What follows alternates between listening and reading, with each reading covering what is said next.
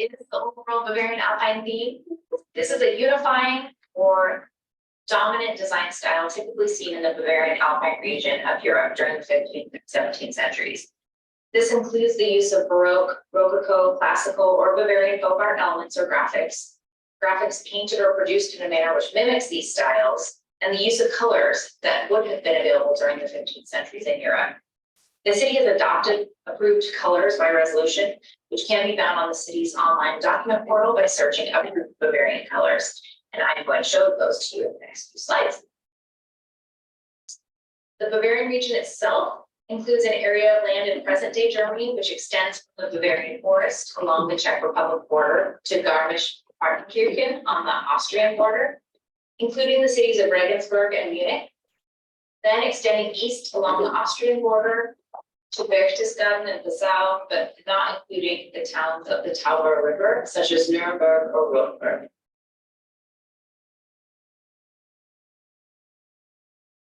The design styles for this region are noted here with an example of each style. We have Baroque, which is an exaggerated motion and clear, easily interpreted detail to produce drama, tension, exuberance, and grandeur in sculpture, painting, literature, dance, and music.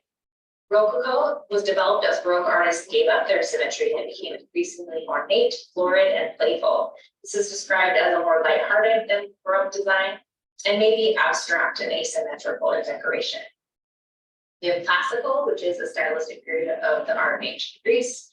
And then we have Bavarian folk art, which incorporates traditional design elements and colors characterized by stroke work using a round brush natural elements such as lilies, tulips, roses, daisies, cornflowers, fruit, leaves, and snail shells to mimic hard surfaces such as wood, stone, and marble, and decorative elements like our typical scrolling we see downtown.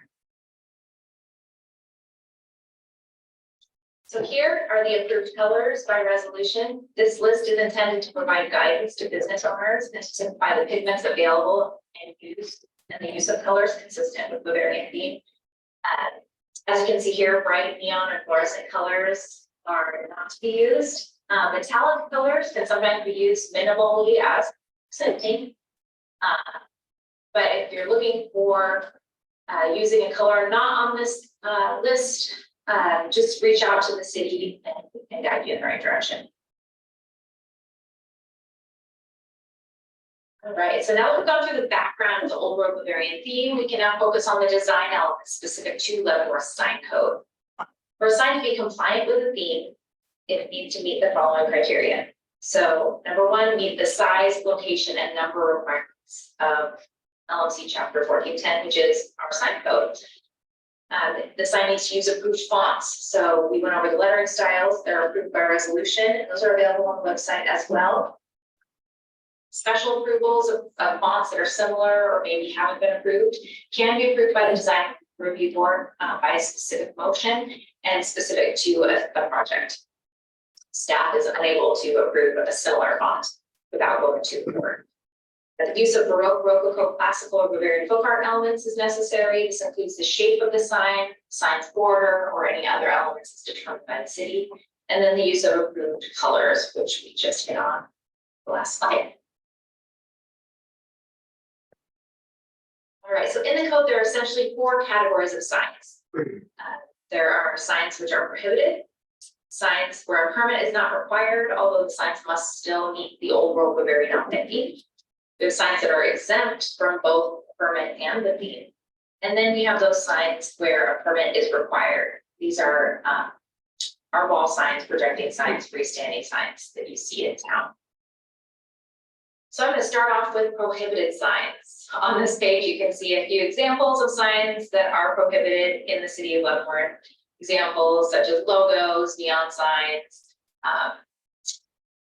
plastic signs, whiteboards, banners, things like that.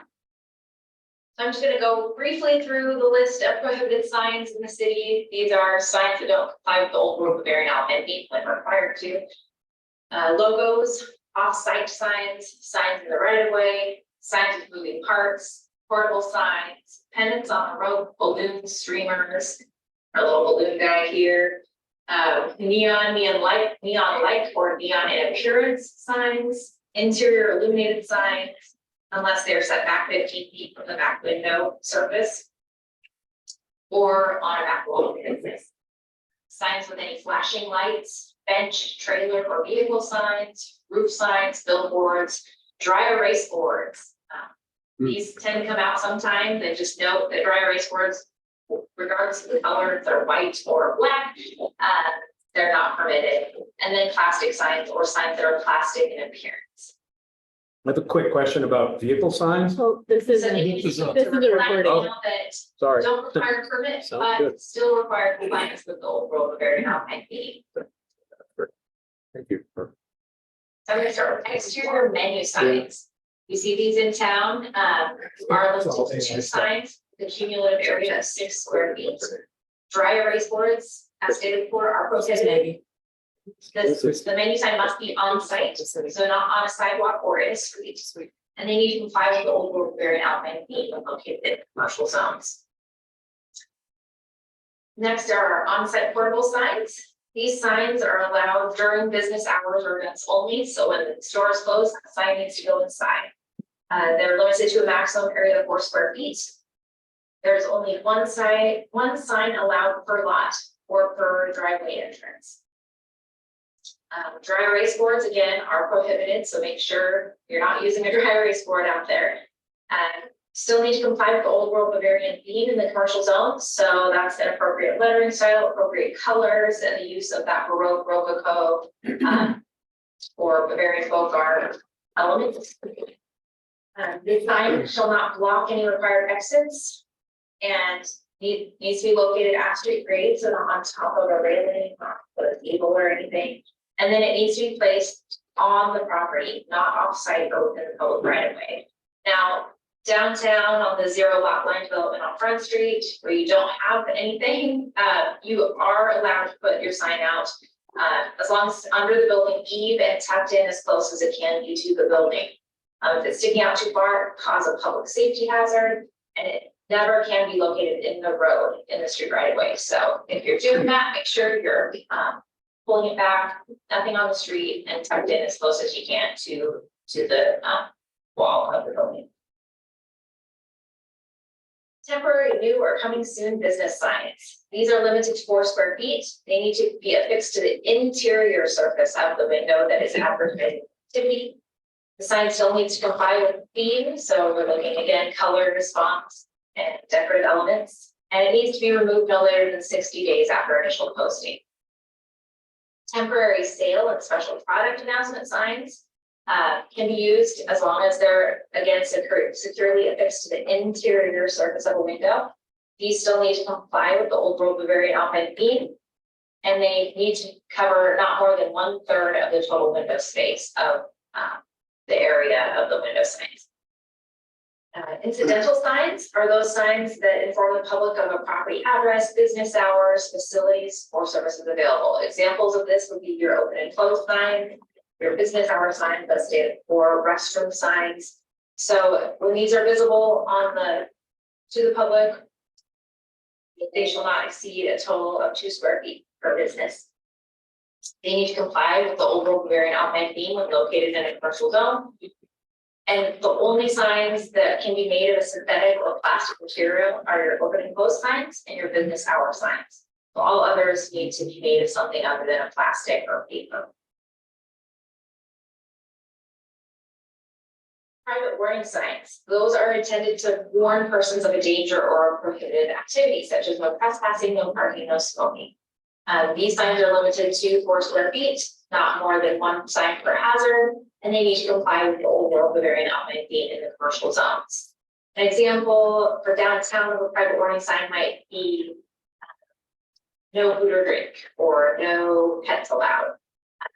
Again, just a reminder that they still need to comply with the theme and that you only get 1 sign per hazard. So we don't want to see the signs placed on every part of the window or multiple places on the door. So just remember that 1 sign. Illuminated window signs. These are not neon signs, but something that has an illumination component. These signs can be permitted when they're back at least 15 feet from the interior window surface or on the back wall of the space. Directional signs. So these are signs that are giving directions or instructions to a facility, such as parking, exit, entrance signs. These are limited to 4 square feet again in area. That's kind of the magic number. Limited to 1 per 500 square feet of building or 700 square feet of parking lot with a maximum allowance of 5 per property. They may contain the name of the business, however, it shall not exceed 25% of the sign area. And the sign also is required to comply with being when located in the commercial zones. On to exempt signs. These are the signs that do not require a permit and do not need to meet the Old World Bavarian outline fee. Examples of these are signs located interior to a building or property and not visible from the public right of way, which is the adjacent street, alley, sidewalk, any of the public space. So if you can't see it in the interior of the property, it does not need to apply, it does not need a permit. Non-illuminated window signs that are placed more than 5 feet back from the interior window surface do not need to apply. Stale price tags attached to the product that are less than 1 square feet of total area. License plates, license plate frames, government flags do not need to apply. Signs of a public body, so government like city-owned parking lot signage does not need to apply. Signs that are fixed or integral to vending machines, newspaper stands, or similar dispensers. Signs that are fixed and integral to utilities or other equipment, or to portable and temporary services, including portable sanitary, garbage, recycling receptacles, and similar facilities. So those are all not required to apply. Additional exempt signs are public warning signs, the no trespassing, no hunting, flammable, dangerous dog, those kind of things. Political speech signs. These are temporary signs that express an opinion on a public, social, or ballot issue. They're a little different than an election sign. These signs shall not exceed 4 square feet, can be made of any material, and they are allowed in the right of way as long as they are not on the sidewalk or traveled ways and do not block or obstruct safe sight distance or become a nuisance. If it's determined they're a hazard, nuisance, or danger to the public, then the Public Works Department can make that call. Political election signs are similar, but these are advertising a candidate or candidates for public elective office or political party, or signs that urge a particular vote on a public issue decided by ballot. These two cannot exceed 4 square feet. They're allowed within the right of way, again, as long as they don't obstruct sight distance or traveled ways and are not considered a nuisance or a hazard or a danger to the public. These signs are required to be removed no later than 15 days after the election. Some more exempt signs, we have label signs, a manufacturer's identification of the manufacturer, nature, ownership, or destination. These signs shall not exceed 1 square foot in area, and they're limited to 1 sign. Integral signs are any memorial sign, tablet, name, or date of erection of a building when it's cut into the masonry surface or when constructed of bronze or other incombustible material mounted on the face of the building. These types of signs shall not exceed 3 square feet in area. Parking lot signs.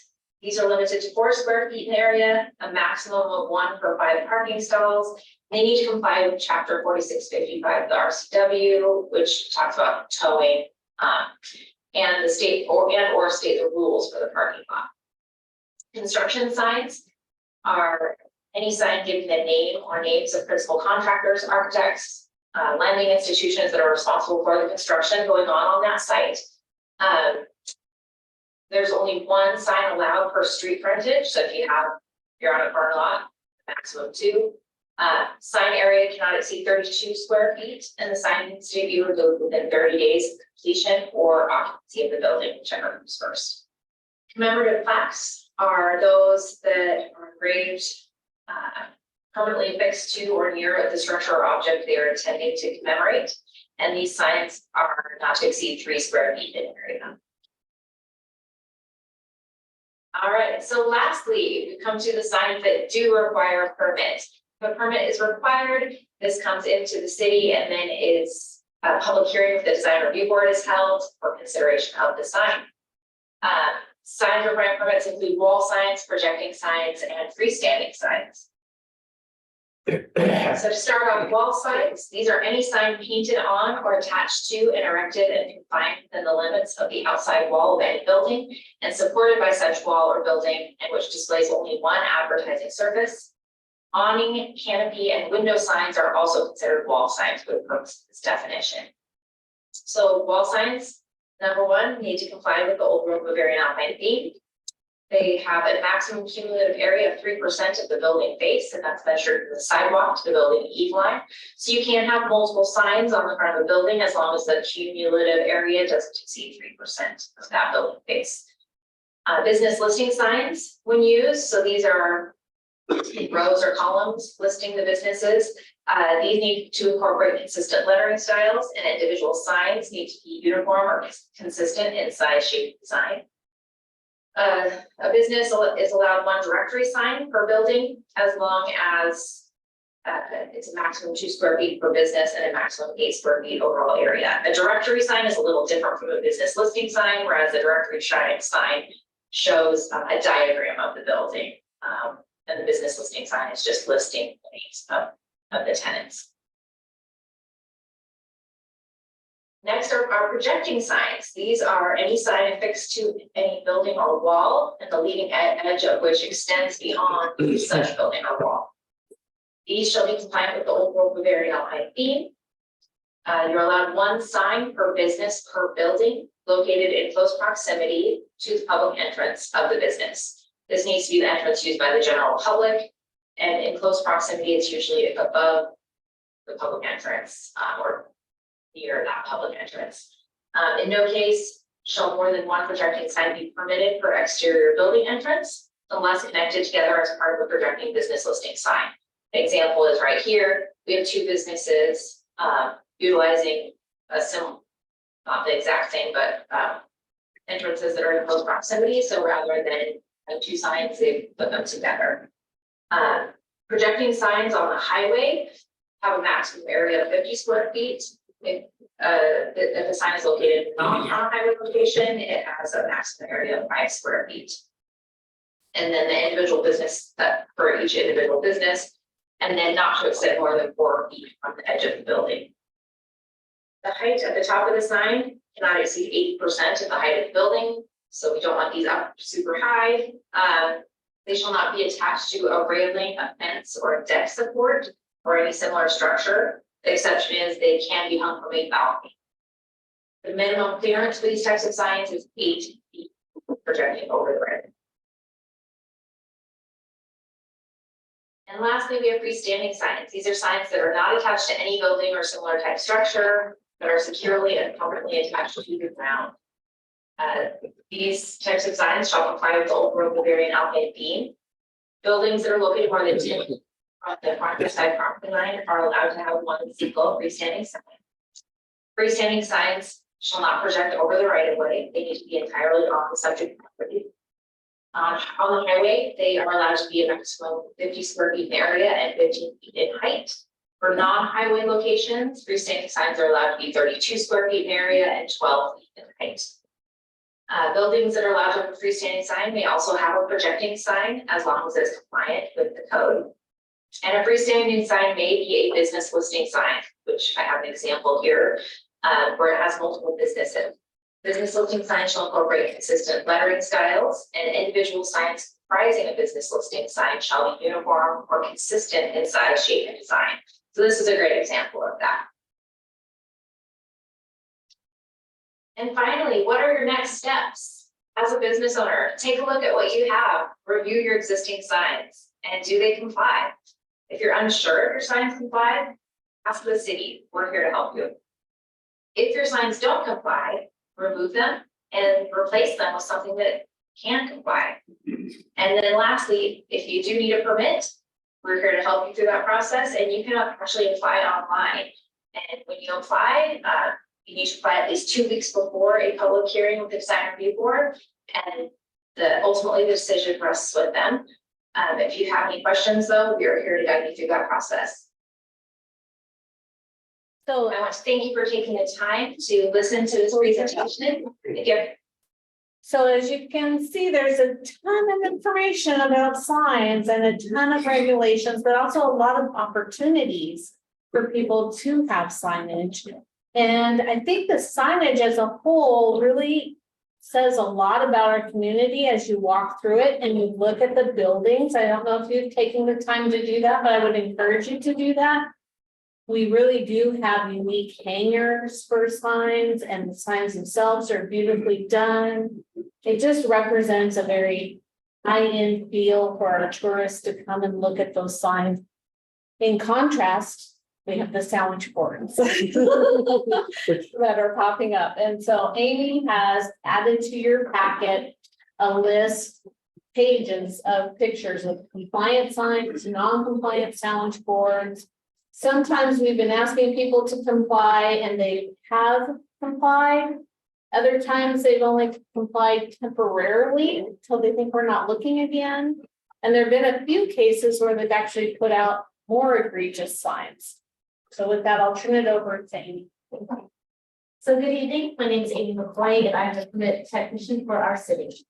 I'm here to talk to you about signs, particularly sandwich board signs. They're also known as on-site portable signs. I also want to bring your attention to the aggressive non-compliance to the municipal code in regards to our commercial district and the sign that they're putting out. I've been conducting a signs inventory and we have a vast variety of on-site portable signs. My main concern that I come to you about is the signs, their sizes and their locations. The maximum level size is a 4 square feet sign. And we have signs that are over 4 feet tall and 3 feet wide in the sidewalk or on the sidewalk. Signs shall not be placed in any public right of way and only one per lot.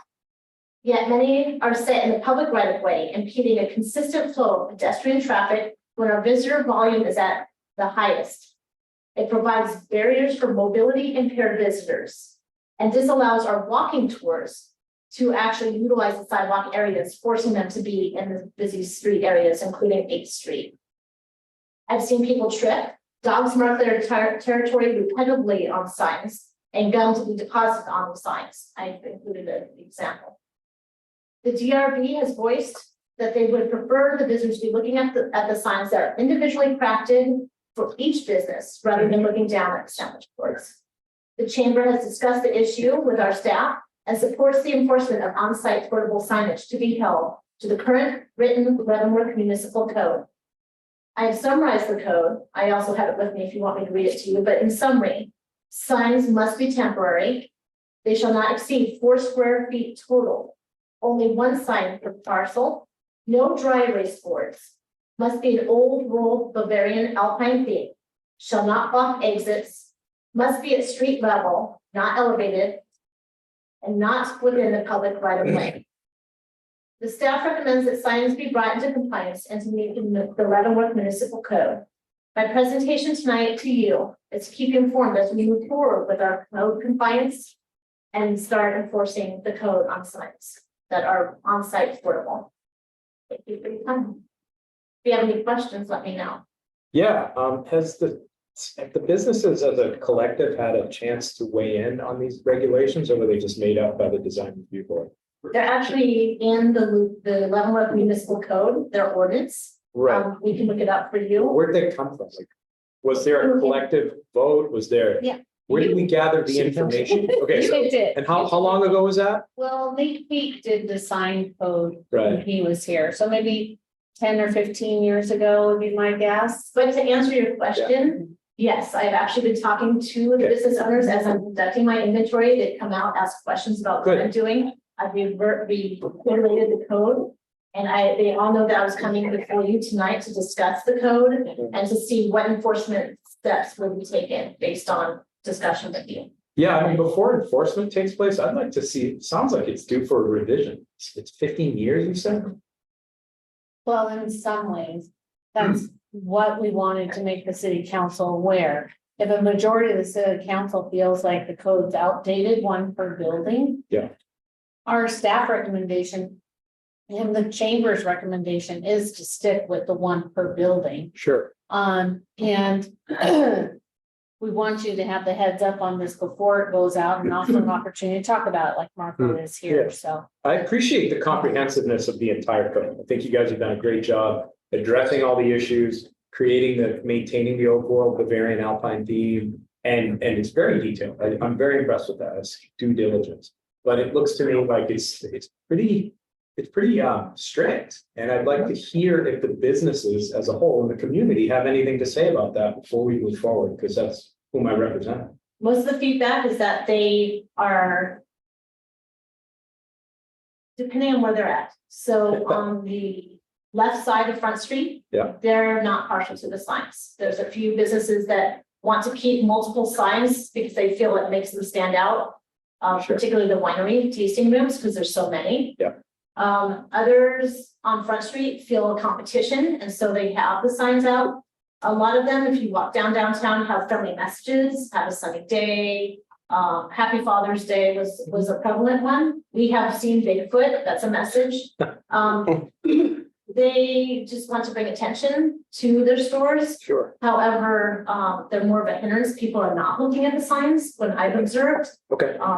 So Yeah, and how that all would integrate with the new design, the new downtown proposed design, because I feel like that would change things. Because it'd be a complete walkway and not just a street and a sidewalk. So I'd just be interested to see how we could evolve this. I mean, 15 years seems like a long time to maintain the same code, like amendments and revisions. And I know it's work for volunteers and I do appreciate that. But it just seems like it's stagnating. I would say the chamber's behind us, which is a big representation of the downtown core. They're trying to, we've had this thing about the whole thing with the banners and the themes, and that seems to be a real important thing for these folks. First off, you got a pedestrian hazard with the signs out there in the walkway. I mean, so that's just one thing out of safety besides compliance. But to me, it seems like the design review board it's just trying to promote the town. And this is a recipe that's really worked as far as this overall design and compliance to the calligraphy and the colors and all that. So I don't know what you can modify really. I mean, if sandwich boards aren't part of it, except for a very rare thing, which does not happen, it's getting more cluttered. Like, how are you going to modify it? I would say get feedback from the people who are subject to it and don't let a small group of special interest people decide how it's going to flow. Saying like, why can't we get the business input instead of saying, here's a group of, design review board and let them make all the rules. Rules are based on what the public needs, not what a small group needs. I would like to add to what the public needs. I sat and watched a person with mobility issues have to jump the curb to go around the sign 3 times on Front Street. Go off the curb and then have to have people help them onto the sidewalk and back off. Yeah. They decided, or they continued on their way. And Yeah. not even bothered, looked at the storefronts, just kept going down the other side of the street. Yeah, and So in public interest and to the tourists. Yeah. Less might be more. no, and that's it. Sorry. Well, the DRB doesn't make the rules, they just Right. enforce them, right, those rules are done by The council. council Council, or yeah. community. But I have a question. If I have a commercial business downtown, or building downtown, and it has a courtyard. How many signs can I have inside that courtyard if they can't be seen by off the sidewalk or the street? As many as you want. Yeah, according, to the Yeah. presentation Maggie did, it's very clear that if it's not visible, From the street or sidewalk? then it's not something we'll Okay, regulate. so that means the golf course is exempt. Yeah. Yeah. Clint, you have your hand up. Do you still have a question? Yeah, okay. Okay. Sharon? I think that there's huge safety issues there, and I think a lot of people have worked hard. The chamber backs it. I think that we need to start enforcement. The city tends to write enforcement rules and then never really enforces. And I think that it's time we have. Or the time we do, Yeah. even if one person falls over something, especially a senior that maybe has some previous injuries and then re-injures or breaks something, they probably aren't going to come back. And so a lot of people maybe are not gonna come back if, Yeah, I'm not saying, but I mean. they've got, I mean, it's kind of crazy. If you're just walking around through signs, you're not really probably looking at them anyway. And if dogs are doing their thing, really, ew. It's the smaller dogs that tend to want to mark the territory, and then the other smaller dogs that come up behind and feel the need to join in. Of course. Jason or Ann, did you guys want to chime in before we move on? If appropriate communication with the businesses has taken place, and a majority of them support the code as it is written, and as you said, there's backing from the chamber, I would support the enforcement of our existing code. I would also just encourage that be a lot of strong, positive communication before more threatening code violation letters go out. Really just having that contact with the businesses, I think, goes a really long way to encourage enforcement on their own, rather than at first just getting some sort of enforcement letter that's full of Is, hard to understand I think we've heard that there has been a lot of that going on this whole time to warn them that these are out and will be, and Sure. so I think that's been an ongoing thing, and that's where Yeah, it's time to take it to the next. well, step. Amy has done a lot of that discussion, but we definitely want to reach out to all the business owners and property owners, because if you have a building with more than one business, it's one per building. And then you can So- coordinate. So they'll need time to coordinate. So, yeah, we definitely want to do more education. Do you have kind of a deadline in mind, Lil, with your team as to when you would want the businesses to bring their property into compliance? Because like you said, it will take some coordination, figuring out what that one sign per parcel is going to look like. I'd like to have it all resolved by the end of summer, so we can get notices out. We're at the end of June now and talk with people in July, beginning of August, and then do more restrictive in August. There are a few over the top violators, the 4-foot high signs that we would pursue soon. are there any that are, Question. Oh, go ahead. are there any that are grandfathered? I don't believe so. No, I don't think so either. Matter of fact, some of the oldest signs meet the compliance. Well, They're because decorative, they're little, they're. when you showed the hat shop, wood shop, Mhm. so they have two signs for the two businesses. Well, that's the one that's attached and approved by DRB. We're Right. talking about the ones that are on the ground. But they also have it painted on the building. So is Yes, that compliant or non-compliant? that is compliant. That's compliant. We're just talking sandwich boards That's today. course, okay. You can have, as long as it's not more than a certain percentage on the building, and still meets the extended, you can have those, well, but But the mural would be grandfathered. Yeah, it's permitted to, so. It would be gratified, okay. Amy's been doing a great job out there. I think I appreciate all the feedback and discussion. If you guys have more questions, feel free to reach out to either of us. I just wanted to say, if there's a sign out and the city has not done what they need to do about the sign, somebody falls over it, breaks their leg, do they sue the business or do they sue the city? Both. Sue everybody. They try me first. Yeah. The city's not doing due diligence, it seems like. There it would be have to a sue. pushback on a claim. For a sign that was owned by a business owner, and it would be the business owner's responsibility in our mind, and that's what our insurance company would attempt to push. Those sandwich board signs are all over cities, all over America and all over Europe. And my final word is I'm going to support what Ann said. If the business community is in support of the code as it's written, I'm happy to, support enforcement. But if we survey the business community and they would like to see a revision, I would support that first. But you gotta be careful with that. well, It's it's, because the city's biggest job is protecting the Bavarian alpine thing.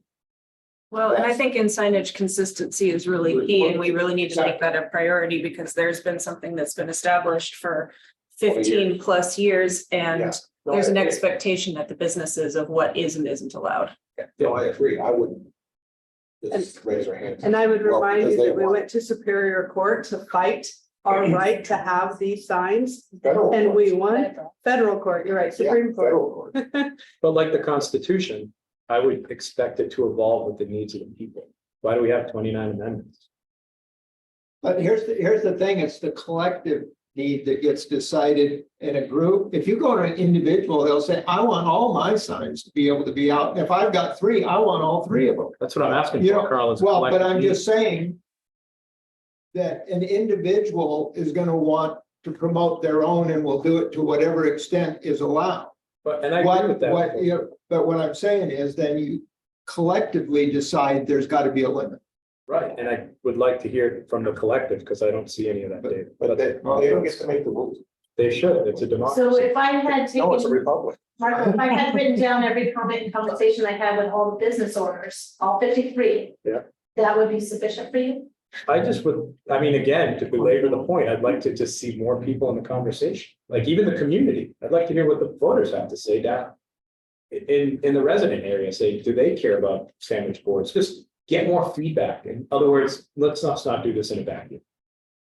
So maybe also the tourists who are Sure. facing tripping, Yeah, I mean, caught up. those boards are everywhere, all over cities. People aren't, regularly breaking their legs over, but But I would argue that our city is unique and it's concentrated. absolutely. Where our tourists, from what I've seen, what I'm told is the slow time is right now. Mhm. We are packed in with people and it's growing every day. And No, I get that. I would argue that our tourist safety and satisfaction would be a priority instead of the collective of whether a 4-foot sandwich board blocking the entire sidewalk is okay. Right, and it's to be decided whether a 4-foot sandwich board is actually a safety hazard or not. I mean, we're about to redesign downtown to be completely flat without, that. And so I see those sandwich boards everywhere, all over Europe, all over the United States, and I just think it has yet to be determined statistically that they're actually a safety hazard. Thank you, Amy. Thank you for your presentation. Yes, thank you. Thank you for your time today. Thanks to you. In the words of the great philosopher Jagger, you can't always get what you want. Right. Again, you can't keep people safe and not great. Not just there's a lot of that. Yeah. Oh, yeah. We are ready to move to our next item, the wildfire and retrofit grant program. Who's heading that up? Marco asked for it. You're up to bat. Oh. Okay. Yeah, so we have a wildfire retrofit grant right now that's approximately $50,000. Is that correct? Lilith? Yes. And what caused that to start? That's the quick question. Like what was the initiative for that? We were looking at ways to help improve some of our older housing stock. Mhm. State law and the state constitution say that we can help the elderly and infirmed, and they have defined that under state regulations as 80% of the average median income per county. And so we had a group of people that we could provide Mhm. additional services to or grants to. And fire was one of our biggest concerns. So those two issues together combined together for this new code, which was just written a couple of years ago. Last year was our first year implementing it. Kind of started with doing the WUI stuff. Yeah. Yeah, and we had Willie going as well. Right. Yeah, thank you, Carl, for Yeah. reminding Mayor, Yeah. for reminding me. It's actually great to have Chief O'Brien here. Like, how do you feel, Chief, about, houses being more ember? Basically, it comes down to ember resistance. And like 80% of the homes that burn in wildfire are from ember intrusion. It's about the only thing we can do to prevent fires. Thank you. So, just one thing, one difference between a wildfire in the city and a wildfire in the fire district or in the rural areas. It becomes a conflagration in the city where the primary fuel isn't forest or trees or vegetation. It's the home. Okay. And then it starts spreading from home to home. You can see it all over the West Coast, Colorado most recently. So that is the issue. And what we're dealing with now is how to stop it. Number one is to harden the home and prevent it. That's the biggest thing. Because I don't know if I can stop the fire. And that's where the WUI came in. Yeah. That we had just adopted all the new standards for new construction. but the old construction is just that, not meeting that standard. And the reason I sent that video out to everybody, if you watched it, it was the video from the Sleepy Hollow fire. I think it was North 40 put it out. And it showed how a few homes started on the western side of Wenatchee due to a brush fire. And those homes released massive embers that ended up floating through the air and falling on the rubber membrane roofs of the fruit warehouses and the right. And they went very far. I mean, they went miles and they were carried by, winds from what they call, it was a front coming in, which brought rain later. I was on that fire. I had a G31 crew. And those, I think we lost about 4 fruit warehouses. Yeah. But they were burned pretty heavily due to embers getting on the roof. And so that's one of the things I think we have is a lot of old home stock, which are not hard to embers. My house, for instance, is a 1926 build, has a vinyl exterior. I think that would go. A lot of the homes have siding that's not ember proof, nor do they have the base of the home, which is part of the NFPA 1133, I think it is, where embers will hit the home and drop. And then if the base of the home has combustibles, that will start a fire and go right up under the siding, and that's lost. So there's embers coming up the siding, there's embers going into vents, there's embers going into, as they say, anywhere a bug can fly into your home and starting a fire there. So the reasoning is the more money we put ahead of fires into preventing homes from catching fire, and as Chief said, creating a conflagration, I think it'd be a very wise investment for the city to, instead of having $50,000 into this, which is a incentive for homeowners to do this, I was going to ask for $300,000 because, when it happens, it's going to be bad. And it's not really a matter of if, it's a matter of when. That's all I have to say. Having witnessed it myself in Ventura, California, and all over Washington at my time as fire. And Chief, you've witnessed it too, haven't you, Pateros, Brewster? Pardon me? Yeah, you've witnessed fire raging through towns and through that. Yes. Yeah. So how far did the 50,000 go last year? I was gonna say, would you guys like me to give you a little rundown on budget? Okay. So budget process, obviously, we're in a biennial budget. We did approve the 23-24 budget. We have a financial policy for our general fund, which is where these funds come from. Within the general fund financial policy, we strive to, or we will maintain between 35% and 40% of a reserve fund balance. At the end of the day, when we finalized that budget, we were at 36%.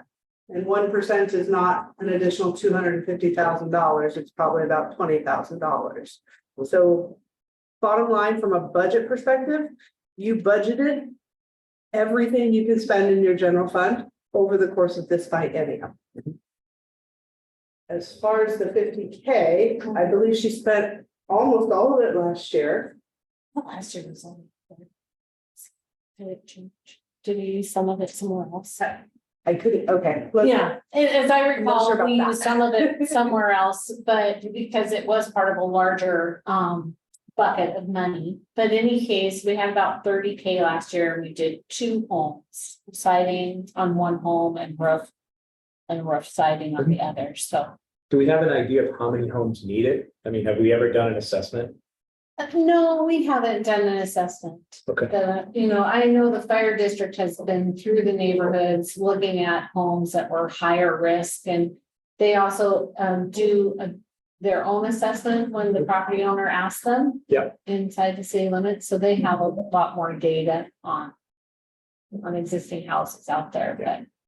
And new homes are already compliant with the WUI code, which is non-combustible siding and then spacing between the homes and that kind of thing. The spacing between homes hasn't changed typically, so. But if they're not burning, they're probably not a big deal if they have the non-combustible siding. So. And this year, we just sent out the notice for this year's process. It's a little later than I would have liked, but we'll see what kind of response we've gotten. I think it resulted in 6 phone calls last I heard, which is about what we had the year before. We had 4 applications last year. How did those, so I was one of those received one of those because I got a home that's Yeah. building Older. 1916, railroad house, former. So is it just the age of the house that kind of triggers the letter?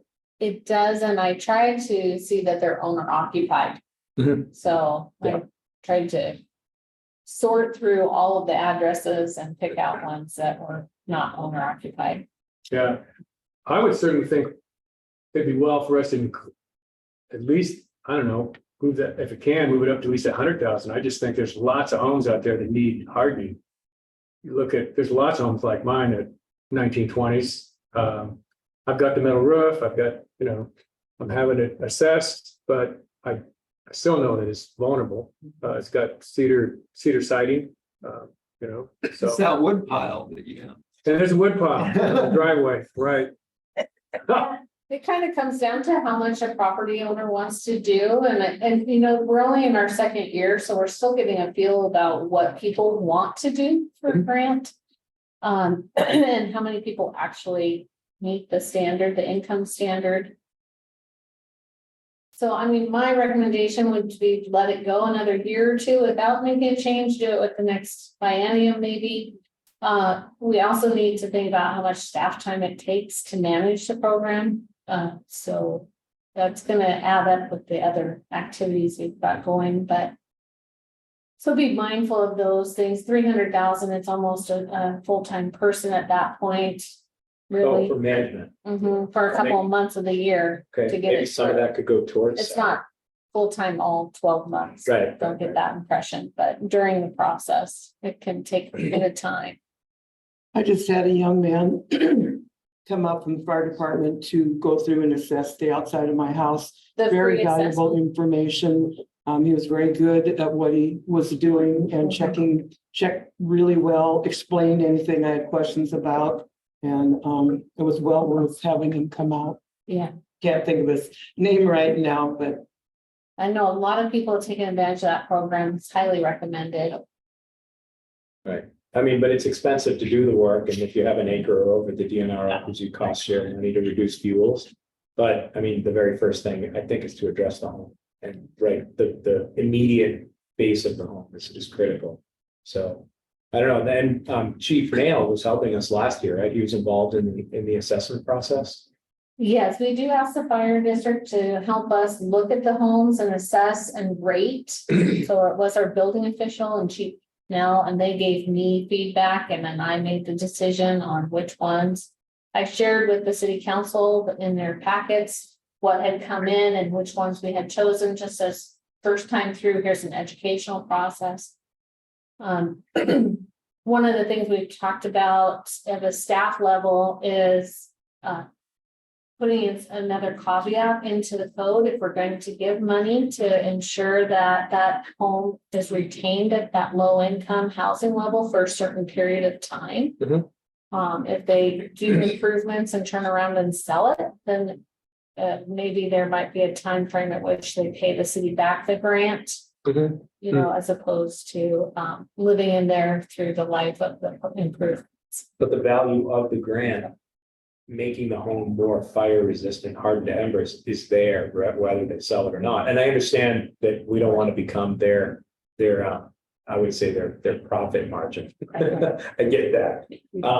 But but it is important to get as many homes fire resistant as possible sooner than later. I think it's. But that's the other point in this is that if you say you got a 20-year recovery period or whatever you said, then it becomes basically a rotating loan. If that person again moves out, whatever, they pay that back in, then it goes into that fund and you can, it becomes more of a revolving loan and you can do more with those dollars than if you just give it away and it's gone.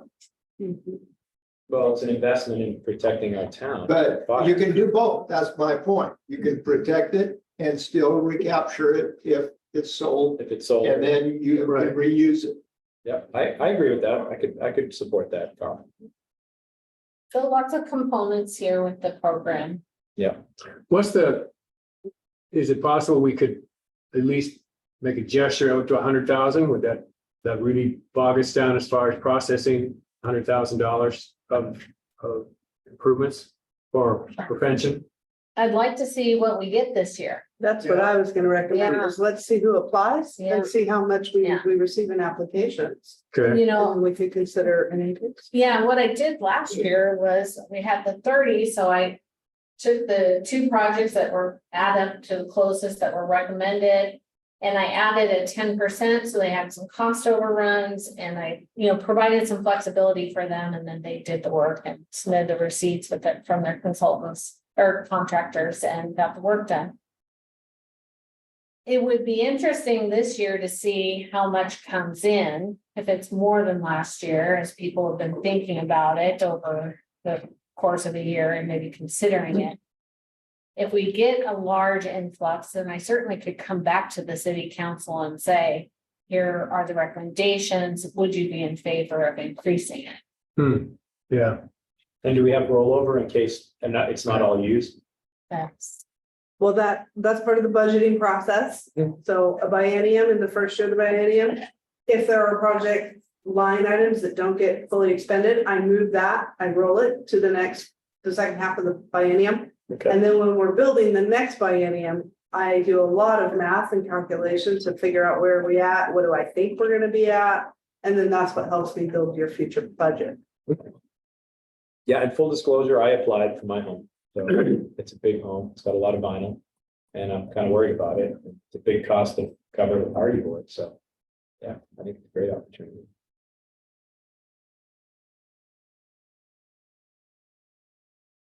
I don't have anything more. No, Okay, Good.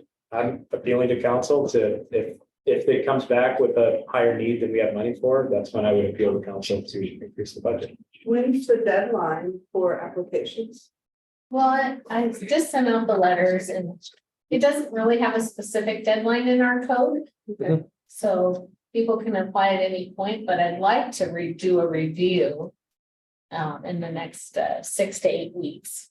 Yeah, And I can do an analysis of the general fund. Yeah. In the meantime, just to see where we're at in this moment in time.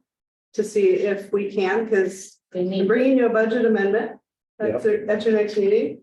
That I know we've already grabbed $70,000 from the general fund.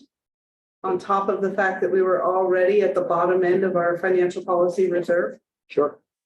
So let me run some math too, and when she comes with that, I should have that information for you. Well, and Chief, if there are any homes that you notice as a department that are sticking out to you that are liabilities, let us know and we'll maybe send them a letter and say, hey, we would, like you not to be a liability for the rest of your neighbors. Thank you. Right. Other items, updates, suggestions for future. I would like to, I think we brought this up before, but I would like a presentation for the council to review. Like I said, how are we preparing for a forest fire coming? Like the whole thing, like how are we prepared for what happened to Pateras? You know, You want to talk about what an evacuation plan? You want to talk about, kind of the whole, just, I know fire district and the sheriffs have a plan. I'd like to know what it is. When the gal from Pateras, the mayor, came and talked to us after the fire, she has some excellent things that she suggests be set up in advance. right, We probably have that. some of those are those interlocal things that we got put into place and, yeah. Some of those that need to be. I don't know, Chief, you've got it. You would like to set up a study session sometime where we have an hour Right. on the subject, because it's not something I can do in 5 minutes. Right. No, it would be setting it up, yeah. But you'd be willing to help us out with that, Sounds good. go over those things with us. Yeah, it's not trivial. Oh, Who should be invited? You should be invited. Yes, as presenters.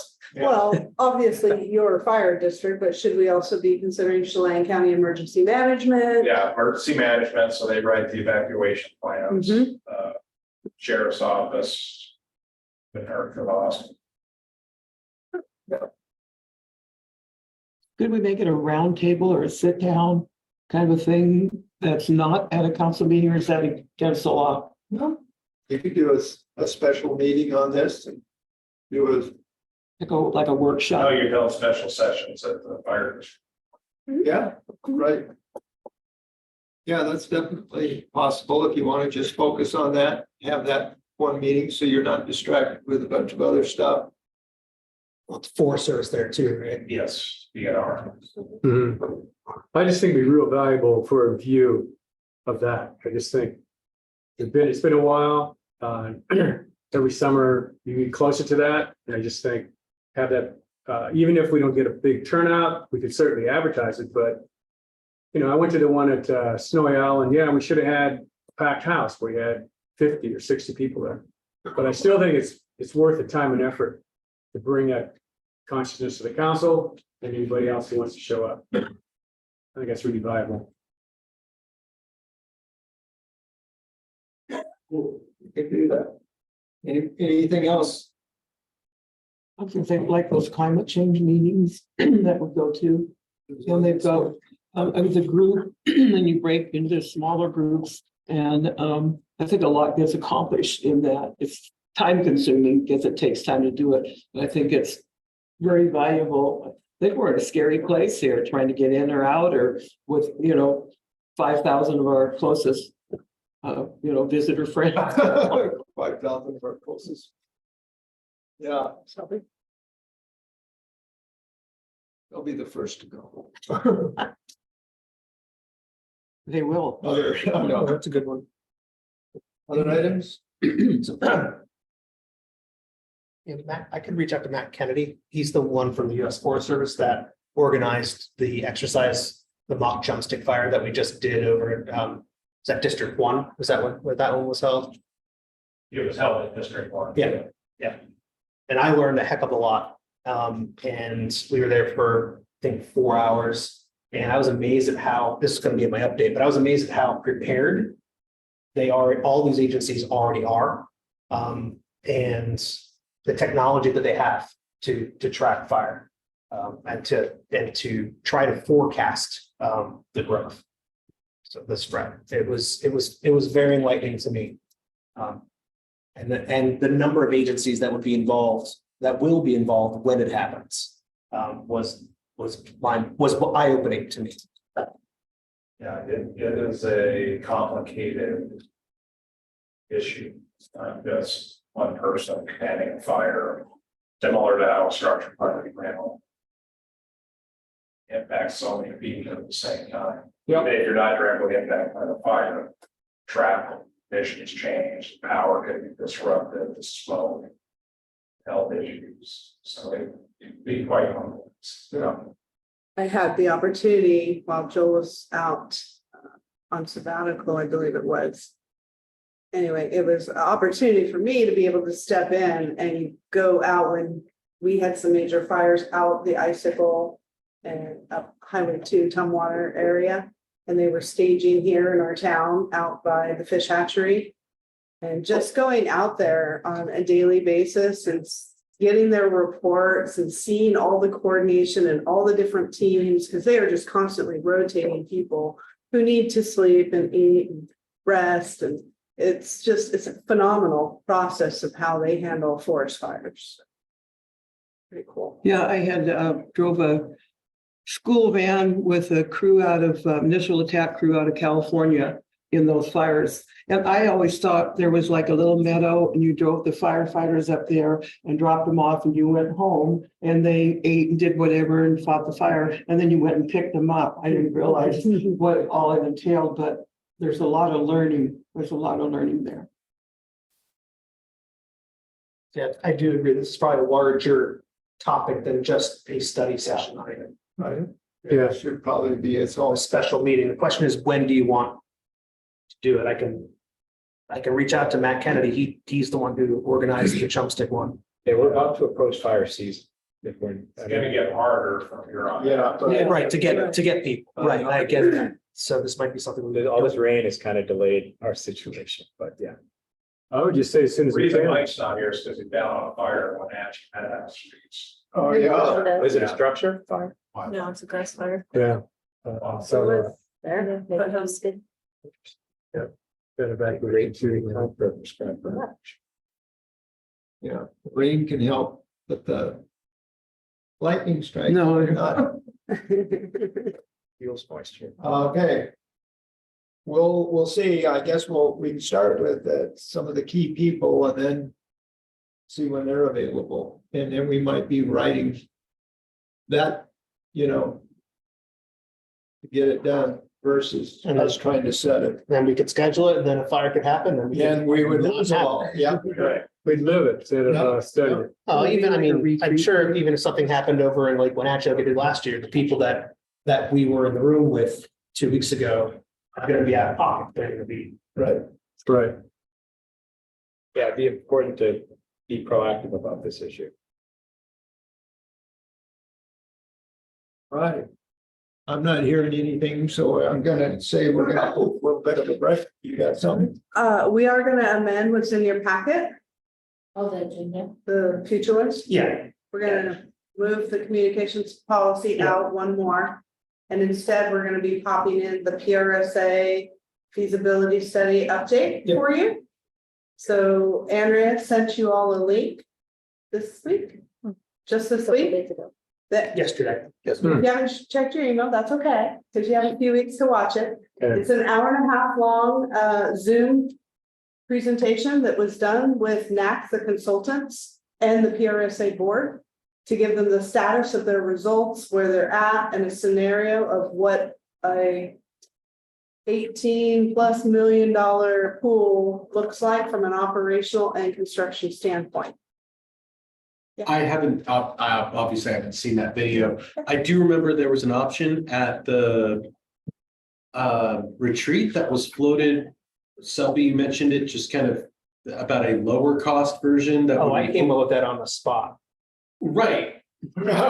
Just to be True. perfectly clear. Yes, again, we were brainstorming here, but has there been any more? Is it feasible, or was that kind of a verbal doodling on the spot where we're just kind of thrown? I did mention that idea to the consultants. They obviously didn't grab onto it too much.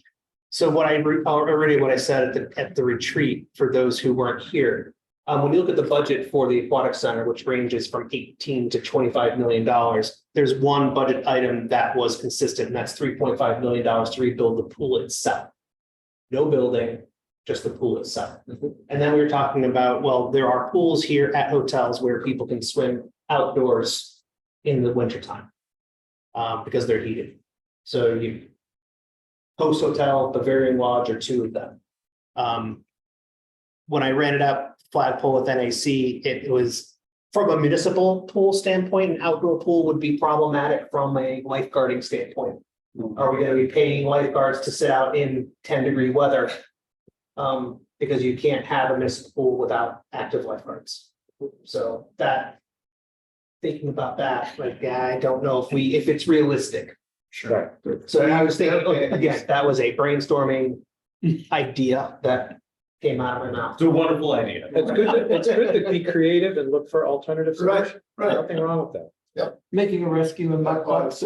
Yeah. So the hope of the study session is just to give you guys some time to talk about and digest that hour and a half long meeting. Right. So you've got the link, and we're gonna bring that at your July 11th study session.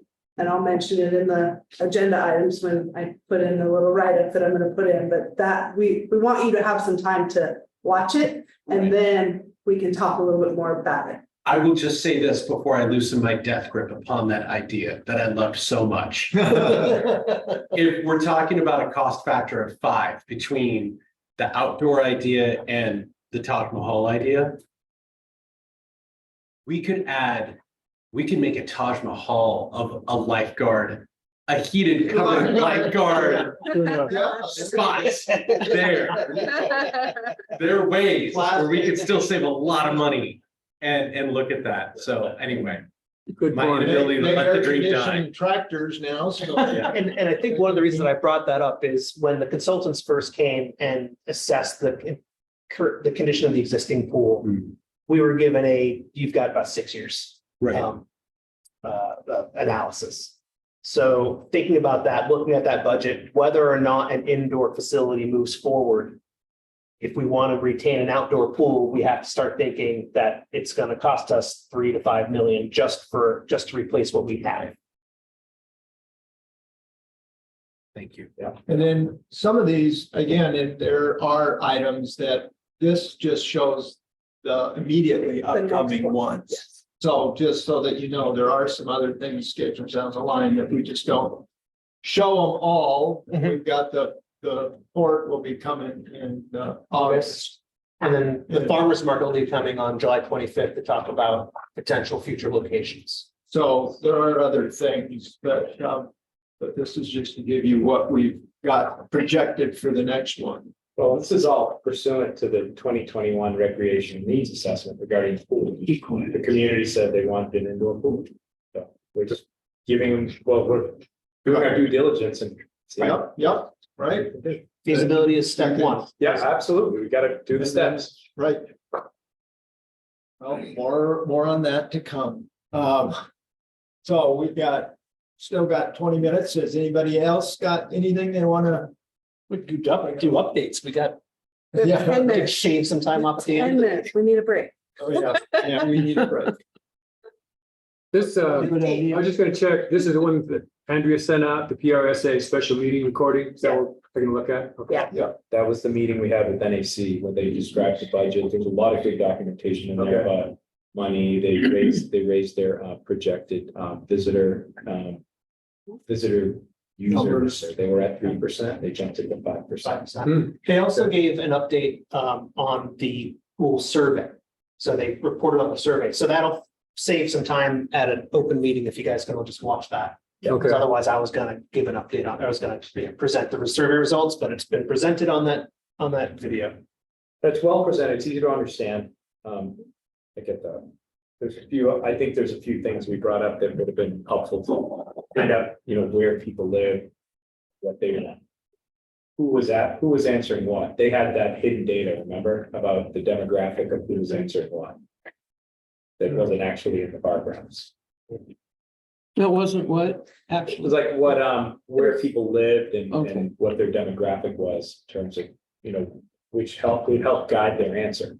And another thing that came up was that we didn't survey the kids. They don't have the budget for that, but that's something we could do. Now that they're out of school, it's a little tougher, but they'd be primary users. So I think it's something we could do pretty easily. No, I'm fully in support of surveying the kids once we know that we're gonna build something. Oh, yeah.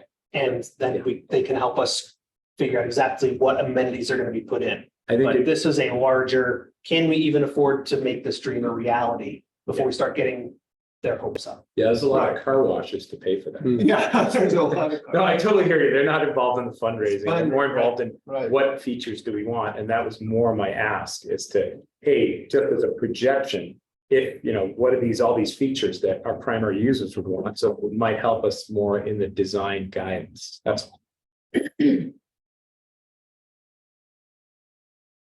Okay, we will take a break and be back here at 7. Sounds good.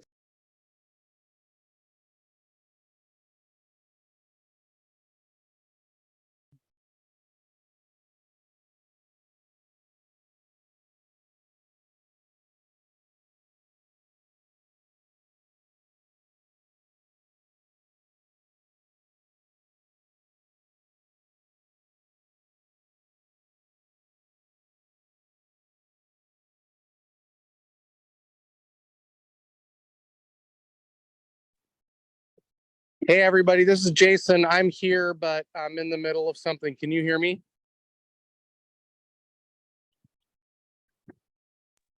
Yes, we can hear you. Okay, thanks. I was surprised. I thought you weren't gonna be here. Well, I'm on my boat and we're about to drive to the fuel dock, so I'm going to be in and out of participating, but I'm here for now. All right.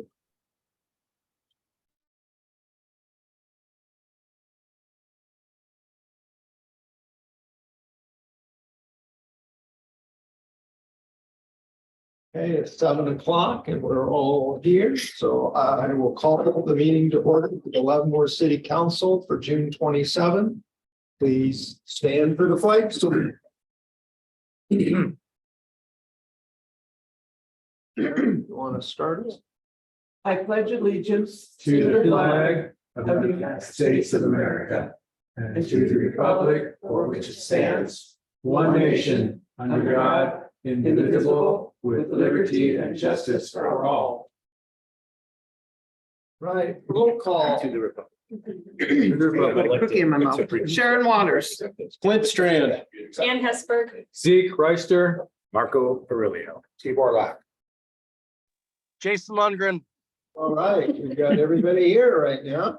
I would entertain motion. First, we're gonna move agenda item number 9 up to in front of number 7, so it's the first item since we've got Tom Lane here. Make him stay for the whole time, so number 9 is gonna move up, and I would entertain a motion to approve the consent agenda with that change to the agenda. I will approve that as the change. Second. Moved by Tibor, seconded by Zeke. All those in favor, let me see your hands. And Jason, you got a hand? Aye. All right, we got you. It passes unanimously. Public safety report, Randy Lake, I saw you up there. Although you're really Elisa Schaefer. You know that? Oh, There, can you hear me okay? I can hear you now. Okay. Yeah, I met a friend of mine that's better IT minded than I am. Oh, okay. All right, so go ahead and give us your report. For May, we had 122 calls for service in the city limits. There were 12 violations written in the city limits. Calls were just basically the normal kind of stuff. There were 6 thefts reported. And with that, I expect once the bicycles start getting here, that may go up. Seems to every summer with the bicycles. There was a burg on, I believe, Friday night, where a trailer down at the base of 9th for Leavenworth outdoor center. Some people came down, broke into his trailer, got quite a bit of electronics. We also had quite a few suspicious calls with a certain vehicle. And by Sunday, we had been able to track that it was them. And they came out of Yakima and returned to Yakima, but the iPads were tracked and we were able to recover. Yakima PD was able to recover the iPads and a couple of radios. So that was good news. He doesn't even know that yet because I haven't worked since Sunday. So that was good news. One of the hot items coming up, it sounds like it may be some of the parking out at the adventure park, that their parking lot overfills and they end up parking out on Icicle. We had a complaint about that. I haven't observed it yet myself. So we'll be watching for that. And right now we're working on filling the overtime for the autumn leaf parade. I haven't had any hits on that at all yet so far. And to be honest, I don't expect any. So we may have to look at some out of the area to come in and help with that. And then of course it'll be planning for Oktoberfest here pretty quick. Any questions of Corporal Lake? I have one. Corporal Lake, in the beginning of your comments, did you say 6 deaths? That's. Thefts. Yeah, theft. Okay. Yeah. Corporal Lake, was this related to earlier thefts? There was some car prowling last winter, or was that not the same thing? No, I think those are separate from last year. Okay. And it was just for the month, 6 thefts. That'd be anything, including stuff happening at the shops downtown when they report the shoplifting and stuff like that. So really, it wasn't too bad at all. The biggest one I'm aware of was the one at outdoor recreation, and that happened actually this month. Just last, I think, Friday night. Thank you. Any other questions?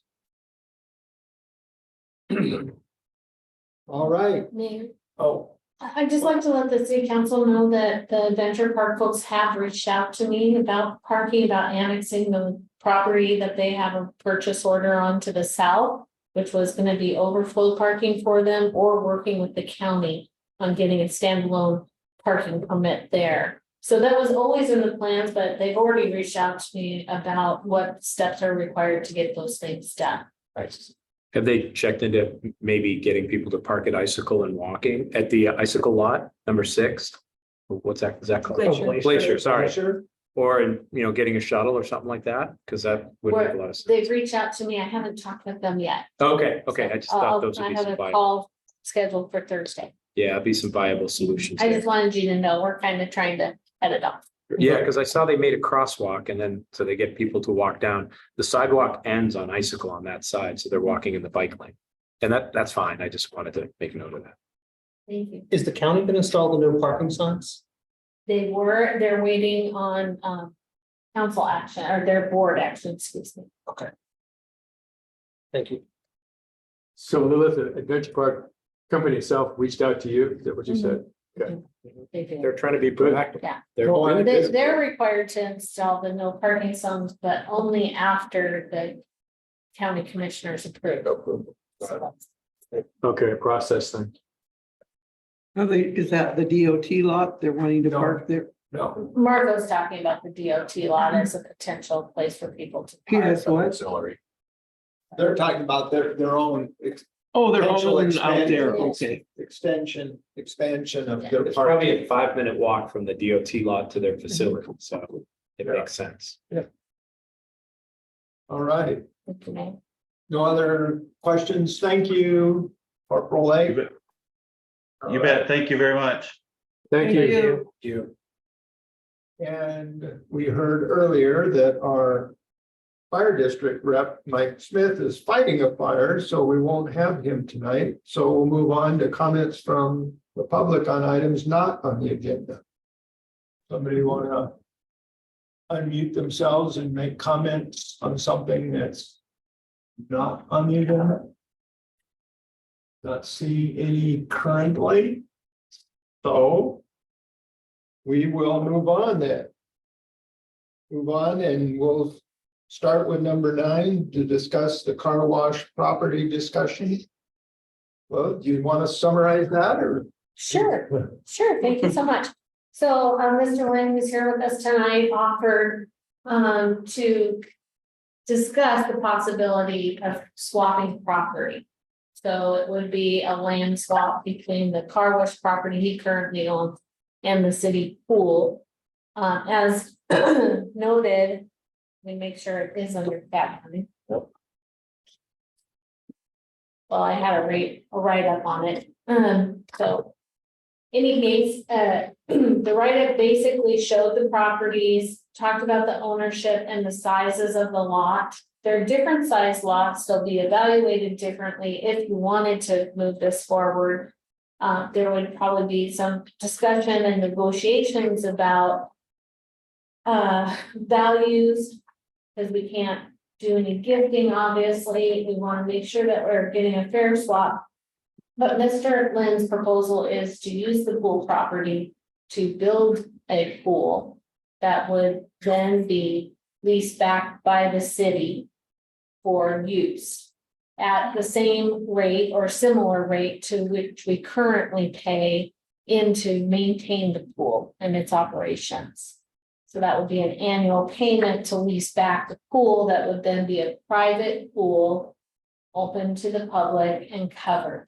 So I won't talk about his motivation for wanting to do this or his ultimate goal. Since he's here, he can share that himself. But we would also want the flexibility to discuss the land around the pool and or some of the parking area, if not the full parking area.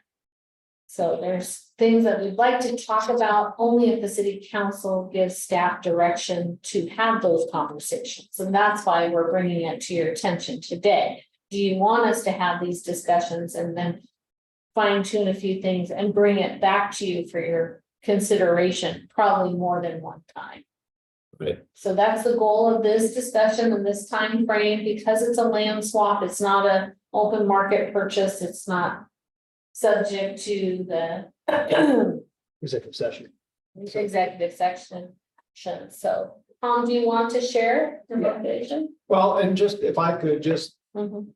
precede this with, as you remember at our retreat, the number one kind of priority that ran out was to grab this space at the car wash while it's available and for the future of the public works. And so that led to a conversation with Mr. Lynn, and this is where we Are there came other- another way than just purchasing it. What we said was, what do we need to do to purchase it? Well, I understand the grab part of the car wash. Are there other buyers for that right now?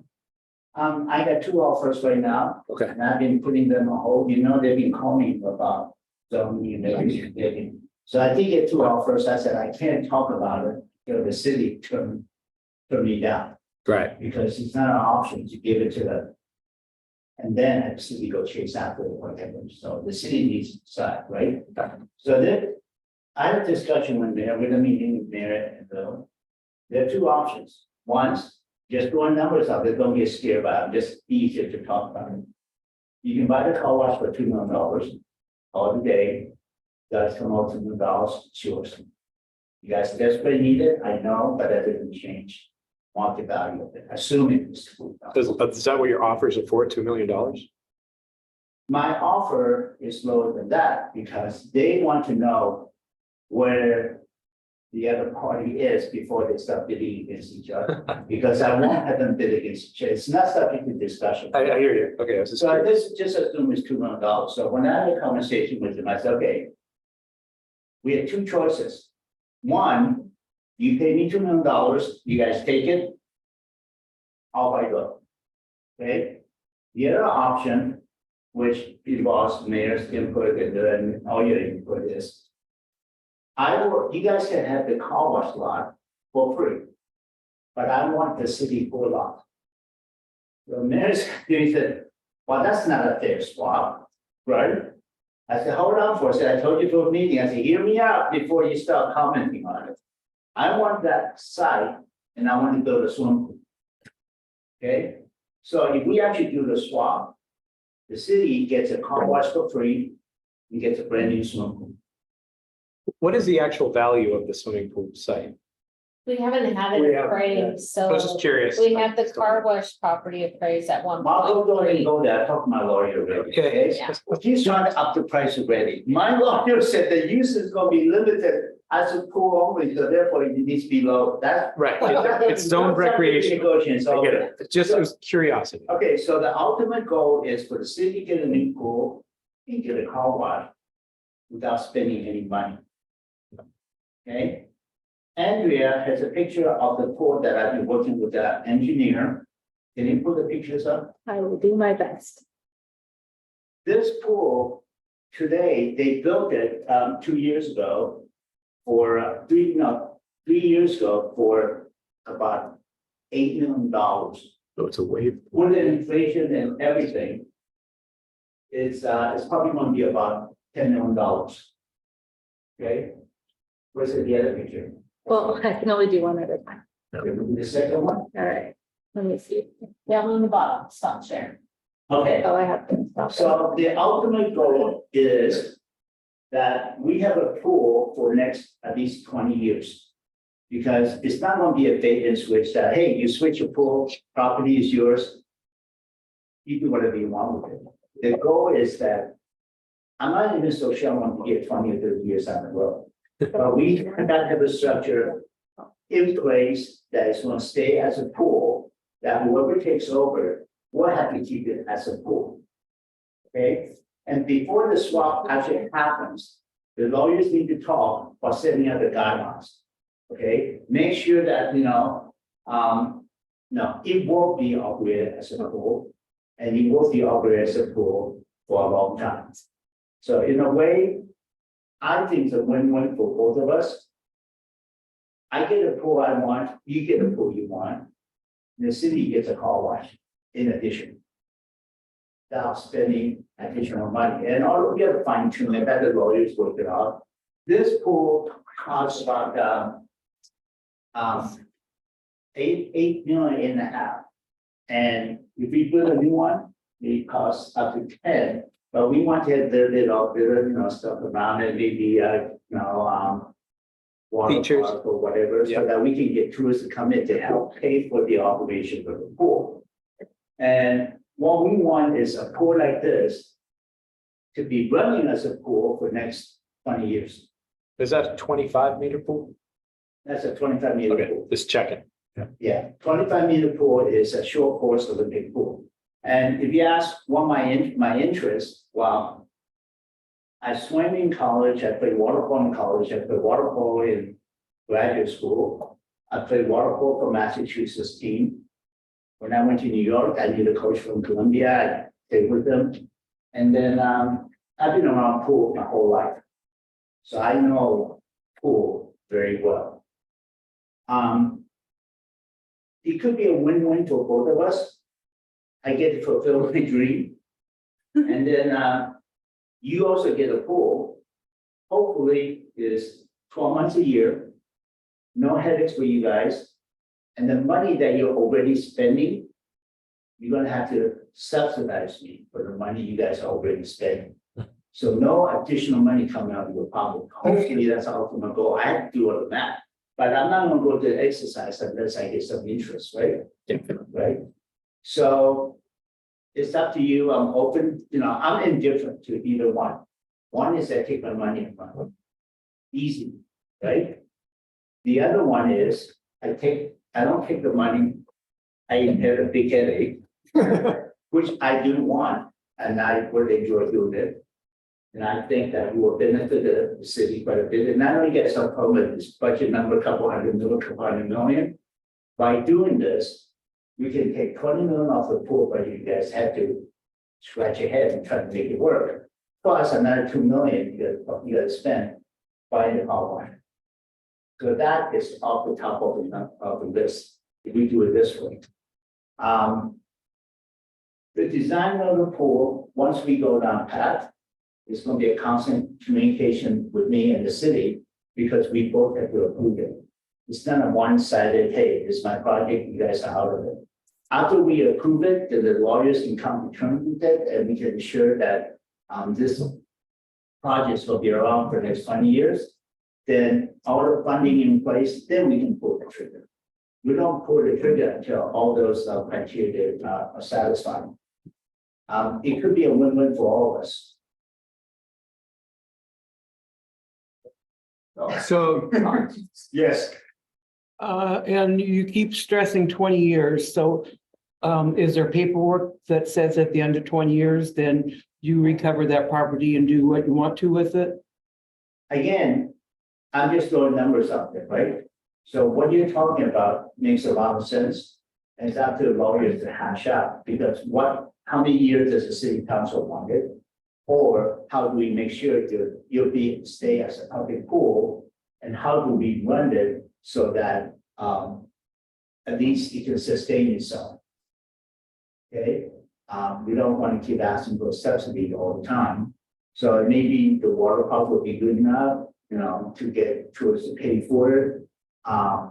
Maybe we have a couple of little, like an ice cream shop or coffee shop or a juice bar on the side that we can collect rent from. And we use all of those to subsidize the operation of the pool. There's 3 sources of major funding. I think we should find a way to apply to this public-private partnership. And the 3 sources are PRSA taxes, lodging tax, and the potential for a PFD. And I don't know how that would work. Yeah, but before we get started, it's already a private-public partnership. Correct. Yeah. And in a way, it actually benefits both sides. Now, I get my dream. And Carl agreed that I can wear my Speedo every Saturday. I said if he doesn't want the tourists around. That was agreed upon, and there's no negotiating room. 12-1 every Saturday. Yeah, so the question tonight is, does city council want us to have discussions? And then we can hammer through the details. There's a lot of those. details. A Yeah, lot of That's a lot of work for both of us. I think it's worth exploring, definitely. I just would love to see the money that we have potentially available through public funding, hopefully be applied, because otherwise. Well, I don't want to increase the burden on the city. Right. Maybe a little bit more, but not to the extent that the numbers you guys are talking about, I'm looking at, it's like, oh my God, where's that gonna come from? And I'm sure you guys have other projects, like other priorities you focus on. Sure. And, just like everything else, we have to prioritize what's important, what's not important. Yeah. But if we can take this off the top of the list, that's 20-some million out of it. And again, that would involve the PRSA as well, like you said. So, I mean, there's a lot of those jigsaw pieces that have to be put together. Well, that's your job. But that's your what job. I'm just My saying. job is to do the pool. Yeah. That is your job. So Yes. I was gonna say, what I'm hearing tonight is, what we're not gonna do tonight is drown in the details. The details are the Yeah. thing, and the details are what's gonna push us over the finish line, if indeed it does so. But I'm with Marco. This is worthy of discussion. And again, we can talk about the details later. But in the meantime, obviously, you feel very strongly about this. This is coloring your why you feel it behooves you to get involved with this. I appreciate that. And again, the details are the thing, but let's get to the details part. I'm willing to look at let's enter into a discussion. Let's see where it As goes. the lawyers look at the logistic of it, number one, Right. to nail down the terms. And my personal perspective is that I came here 8 years ago. And I got a lot from Lebanon. A lot. There's no question about it. There's a lot of give and take with me and the city and every party that we work with. Right now, we're building a park behind Safeway. How big is the park? I don't know what the square footage ended up It's about 40,000 square feet. That's an acre. being. Nice. Huh? That's an acre. Yeah, we're building a new park behind Safeway. And of course, we don't want the city to get involved because then, I'm gonna have Tom breathing on my neck, this is not gonna, but forget it, So when that happened, I said, we're gonna build it, we're gonna manage it, we're gonna maintain it. And it's gonna be behind Safeway, they started already, it's a rock park. And it's gonna be open to public. Hopefully, maybe we have out walkway and farmers market, whoever wants to use it, it's a public pool. And that's part of our contribution to our project. I climbed from gym there too. Yeah. Is that near the bouldering gym? Yeah, it's gonna be right next to the, so we're gonna have a public rock park and a rock climbing gym. And the rock park is what they want to use. Okay, so that's another thing we're working on. This is something that, I had my reservation taking on a project this big, but I think it's worth it if we're all willing to put our best foot forward. To make sure that, hey, maybe the outcome is we really do get a pool. Indoor pool. And I saw your numbers and I'm like, wow, that's high. Yeah. And this pool is probably about 10 million. Right, but not including the details. Yes. Right. I mean, I know you have great ideas, Marco, but you need to tone it down a little bit today. well, we're talking about the community, like what do the kids want? No, I get you. We want to make sure the kids are happy and everyone will happy using it. So we have to get everyone. Or if we can lure them in with the slides and the fun stuff, eventually they'll be on your swim team. Yes.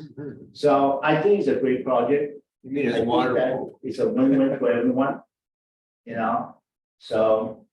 Tom, I was just gonna ask you, I think it's definitely worth discussion, absolutely.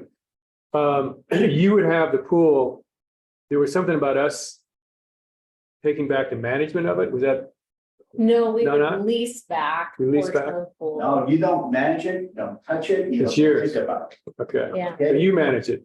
Because if we leave the town, no. Oh, he would if we defined a level of service.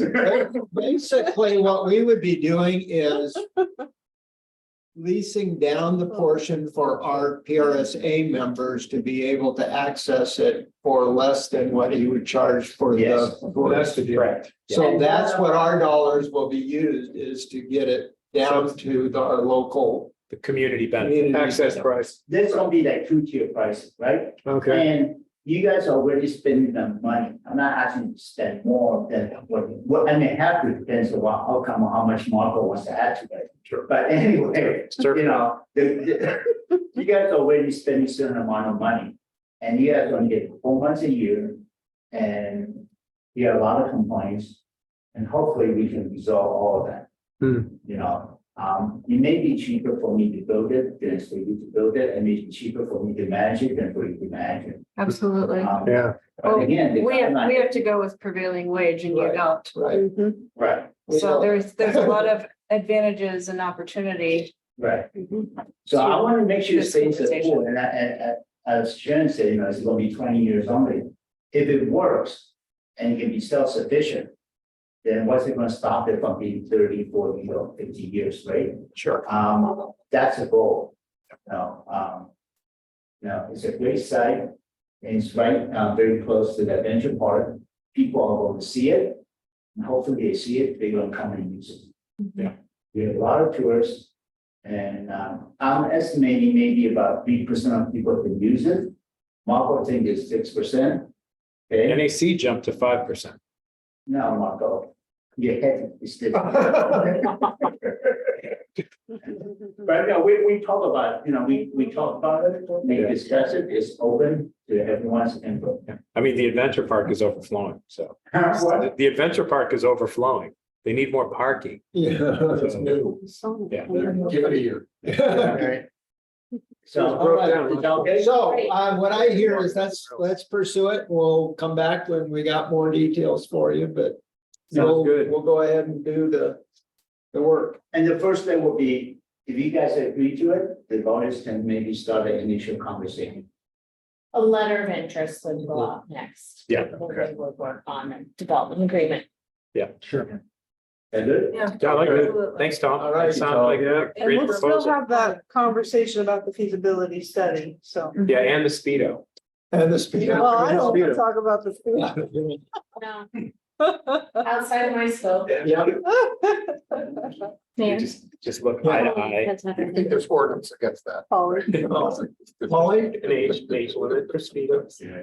did you have Hangover. something? you Yeah, wanted- You know, so I'm a little, I've been listening to all this. I'm a little confused. So it sounds like we're talking about 4 pools. We're either talking about keeping our pool as is, and within 6 years, we'll probably have to put 3.5 million into it to be able to maintain what we have.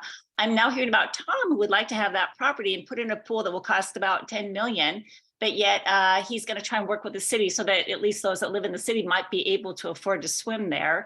And then I'm hearing about Tom mention a pool that he wants to build behind Safeway next to his rock gym. And I don't know a whole lot about that. And then I'm also hearing about this $18 million pool complex that Marco is talking about. So is this something that we're looking at several different pools coming our way? Is that kind of what I'm hearing here? No, so the No, pool behind Safeway is done. We're not talking about that anymore. no. You're Oh, only it is. talking, It's you're already been only built. talking about, we're talking about one pool and what would happen. If we had to keep the pool, we were looking at probably keeping an outdoor if we couldn't get the indoor, blah, blah, blah. Now, there's another alternative to that, and that is working with Mr. Lynn to do a swap, and it would be a private pool that we would have public access through using our PRSA dollars. Okay, so then would it be, Yes. so is it going to be, are our taxes going to increase for his private pool, or is this all on him? This is The ideal is what we're trying to work out is that it wouldn't cost us more than the taxes that we're already spending. That we're already paying. And my other question is, it looks kind of like a big complex. Does that then, will that be taking, including Lions Club Park as included in that structure? You're getting too far into the details Yeah, we right don't have now. the details. Well, the but picture that, I was just looking at the it's picture that he showed. Yeah, I know, and that's just a picture of an existing one that gives a Oh. concept. So Oh, nothing we're not that far down the road yet. So there's nothing that shows what it would look like, where it's Oh, at. anything okay. like that. okay. There's still too much to explore, but what we've got is indication that we should continue down that line and see where it goes. But there's a lot of things that got to be checked off the list before decisions are made. So. And this will be something that these will be meetings that we'll all be able to be involved in the community. Yeah, great. Oh, okay. Thank you. All right, thank you, Mr. Lynn. Thanks, Thank you, Tom. Tom. Thanks, Tom. And we will now go to actions item 7 listed here, council acceptance to proceed with housing advisory committee. Lilith? Yes, thank you so much, Mayor and council members. At the last housing committee meeting, they reviewed a proposal for a new housing task force, if you would, and that was summarized in their agenda and is provided under tab 7. So they take it. Basically, this housing advisory committee discussion resulted in recommendations that we should have a task force. It should consist of members such as council members, residents, business owners, developers, nonprofit as they can participate. And if we can, certainly minority representatives, which are always hard to find and have time, but that would be ideal. On the job. This body would spend time reviewing how to spend city funds. Currently, we have the 200,000, which is spoken for this year and next year, but nonetheless, it's an ongoing fund available for housing. And because we have the potential new project going on the highway, that would be something they might review and provide comments back on. Any other future land purchases or infrastructure improvements. As you may or may not remember, that Chelan County has additional funds available to the city. If we can request them for affordable housing, so this group would be working on those type of options as well. And providing the city council recommendations on all of these activities and any other housing related activities that the city could participate in. So if the city council is agreeable, we could start advertising this committee and seeking to fill the positions and establishing a work program and a bylaws that the city council would then review and sign off on.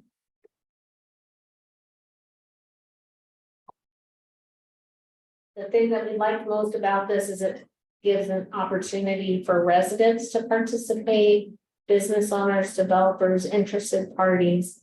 Our existing housing committee that is no longer meeting was limited in scope, and this will broaden it up.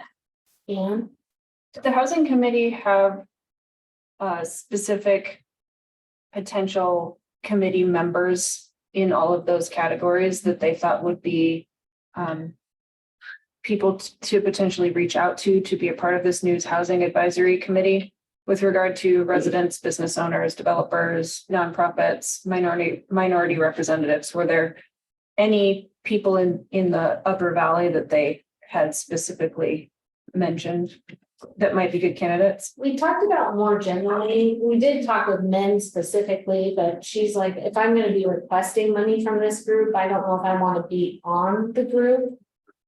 As a member, I'm more just request as I can or provide advice when asked. So that nonprofit discussion occurred. We talked about larger businesses like the hospital, the school district. We know that the adventure park manager is interested in housing issues. But nobody specifically, just general larger businesses. The same is true with residents. We've had residents participating in all of these meetings, you know, so we know that they might be interested, but we haven't called out any specific names.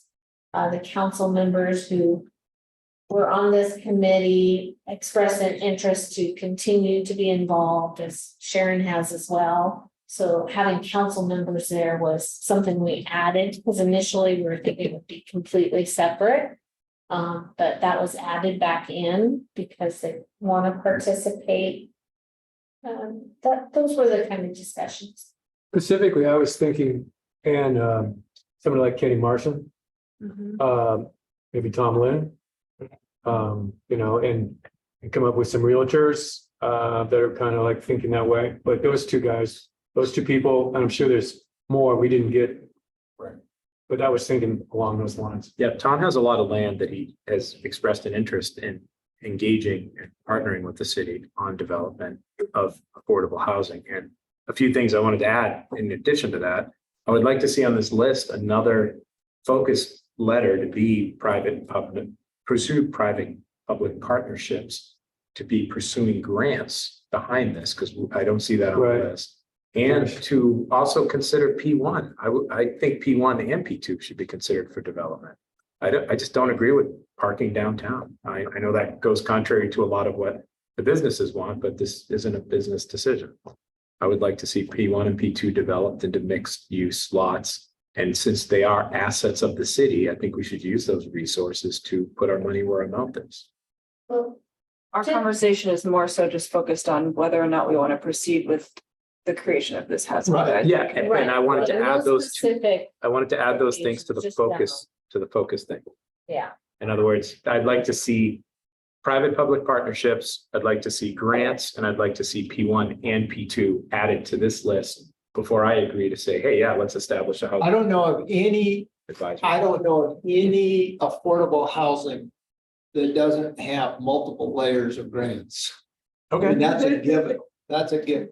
Right, but we That's don't, where I'm just saying, but the city, I don't see the city doing it. What I see the city is, again, getting proposals, and the people that do the housing, the affordable housing, go after, they put the packages together. We don't. They put the package together for financing. We just provide the opportunities, and whether we're one of the grantors, that's one potential, especially if we get my dream dollars from the from our lodging tax, then we would be one of the grantors. the Home But for then Alice we have grant, multiple. the Home for Alice grant was affordable housing focused, and I feel like we Right. should be going after 10 to 20 affordable housing grants every year. Whether or not we have a developer, we can get the grant and find a developer. I mean, I just think it's important for us to be harvesting from the grant resources that are available to That us. should be flushed out by this committee. Yes, exactly. Put the cart before the horse. No, but that's why I want it to be a focus for this committee. Well, that Well, would you come out- often have to you have gotta a get the very people. specific Right. project in order to apply for a grant. You can't just apply for money and then just. And then determine a decide project where later. you're gonna put. I understand the framework has to be there, but that's why I want it on the list, that it should be part of their focus. That's all I'm saying. I'm not saying, let's do this. I'm saying, put it on their list to figure out how we get grant writing involved in future of housing development here. That's all. But businesses don't want parking, as I say, they need parking. I agree, you don't have parking because you said, doesn't matter what the businesses want. No, that's incorrect, because if you don't have parking, you might as well close it all up. I want them to have people, but I think we can deliver people to their front door without parking. So back to the housing. Right, I'm just saying. It's not, turn this into a I am, parking discussion. yeah, I am hearing general support I- from I- the task yeah. force and general You know what I'm support that they be policy I and can't- project driven. If you get it. So Give it. I support the idea. I support being policy and project driven.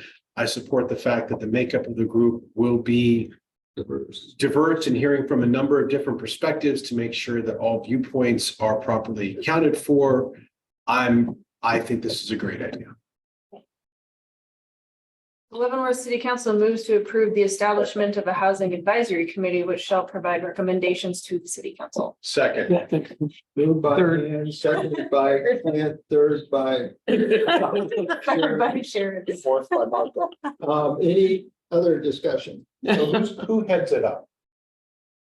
Staff or? Yeah, it'll be staff. How is it established? Like, do we just choose people or? Yeah, so our thought was to make an announcement and see who's interested in participating. Okay. And then filling in the gaps with phone calls and recommendations and. And then bring in the slate. Important to get a good Yeah, cross section of it would ultimately be representation. via appointment. Yeah. There'll be an appointment that'll get, again, confirmed by you. As well their work program and their bylaws. Non-voting, no budget, correct? Yeah. Right now, we did note here that, at some point, they might want a budget amendment to update our housing action plan, since so much has happened in the last Right. couple of years. Good So point. we'll come back That's to down the you. road though. And do we have time to revisit what they're focused on? I mean, other than beyond this list, to amend this list? I think that Well, would you'll be you'll flushed see out. when they come up Flush with that. their bylaws and things. that- Yeah, the Yeah, work program. bylaws. Thank you. Yeah, I just want to make sure that this is a So it's a effective. and living document right now. Right, Yes, it is. thank you. That's a good word, Yeah. like the Constitution. First to second and A a first third. and a second and a third and a fourth, All in favor? all in favor, let me see your hand. Jason, Jason? Aye. All right, passes unanimously. I'll take the next one. The next item, ordinance 1675, a moratorium on bed and breakfast. Thank you, Mayor. At the last city council meeting, there was a motion from the floor to add an agenda item, which was to impose a moratorium on new applications and establishments of bed and breakfasts in the residential area. That did not come to a vote. The second of that motion was rescinded and that died and the meeting adjourned. We did work with our city attorney to develop an ordinance for your consideration, and that's before you tonight. And this is an ordinance that would impose a 6-month moratorium on the filing and processing by the city of applications for additional use permit to establish a bed and breakfast in a single residential zone in the city. And that is what is before you tonight. And that is the essence of my presentation. Right. You have all received different copies of the ordinance. I do want to explain why. The original ordinance as originally drafted was establishing it as an emergency. No. We then subsequently learned that in order to adopt a moratorium due to an emergency, you need a supermajority of the elected body to vote for it. Judging from the sentiments that we received or that I observed at your last meeting, it did not appear that a supermajority would adopt that. So we worked with our city attorney to remove all the emergency declarations, and this is a simple moratorium, which means it does not go into effect immediately upon vote. It would go into effect 5 days after today, Where's the copy of this? It's in the packet. after publication, sorry. After public. Which will be about 2 weeks. There's two of them. The amendments are in the email. After public hearing? So actually, Oh, okay. After publication, it has to be published. yeah, so this would give people until July 10th, I'm hearing from our clerk. We could still accept applications if this is adopted by the council tonight. The city could still accept applications through July 10th, then there would be a 6-month moratorium. Goes into effect, if we pass it, it goes into effect in 5 days, but 5 days after, So it'd be published on July 5th. oh, that's when it gets published. We do it in the Echo and it's only published once a week. Correct. So it'd be on July 5th and then 5 days after that, it would take effect. July, Hmm. yeah. Okay, So was there any data presented on the reasoning behind the need for a moratorium? Or, I mean, I just want to know the pros and cons. I drafted up some whereases that are there for you to read. I'm reading them now, okay? Seeing the need. And basically, I think the argument was that this would give the planning commission time to work through that process, which they're engaged in now, and to work through those steps without leaving the concern open that there'd be a bunch in the meantime coming through the door while that process was working through. So it would push the pause button until they got through that work and decided what that densities were, and you got a chance to approve those and whatever that, however that settles out. But yeah, so that's the reasoning, that's the intention that people that I heard anyway, and we said we would come back to you with a proper one when we found out how to do it, what the process was, because as you know, that was just a verbal, let's do this. Yeah. Last time, so now we went through and figured out how to do it. Yeah. So that's what's before you. Okay, I would like to take issue with one thing here, on the whereas, where it says, I mean, they're just thinking about data and how we're doing this. So it says, whereas the location of bed and breakfast establishments appear to be concentrating in particular neighborhoods, causing adverse impacts to those neighborhoods. I have to say that I'm in a neighborhood that has potential for 4.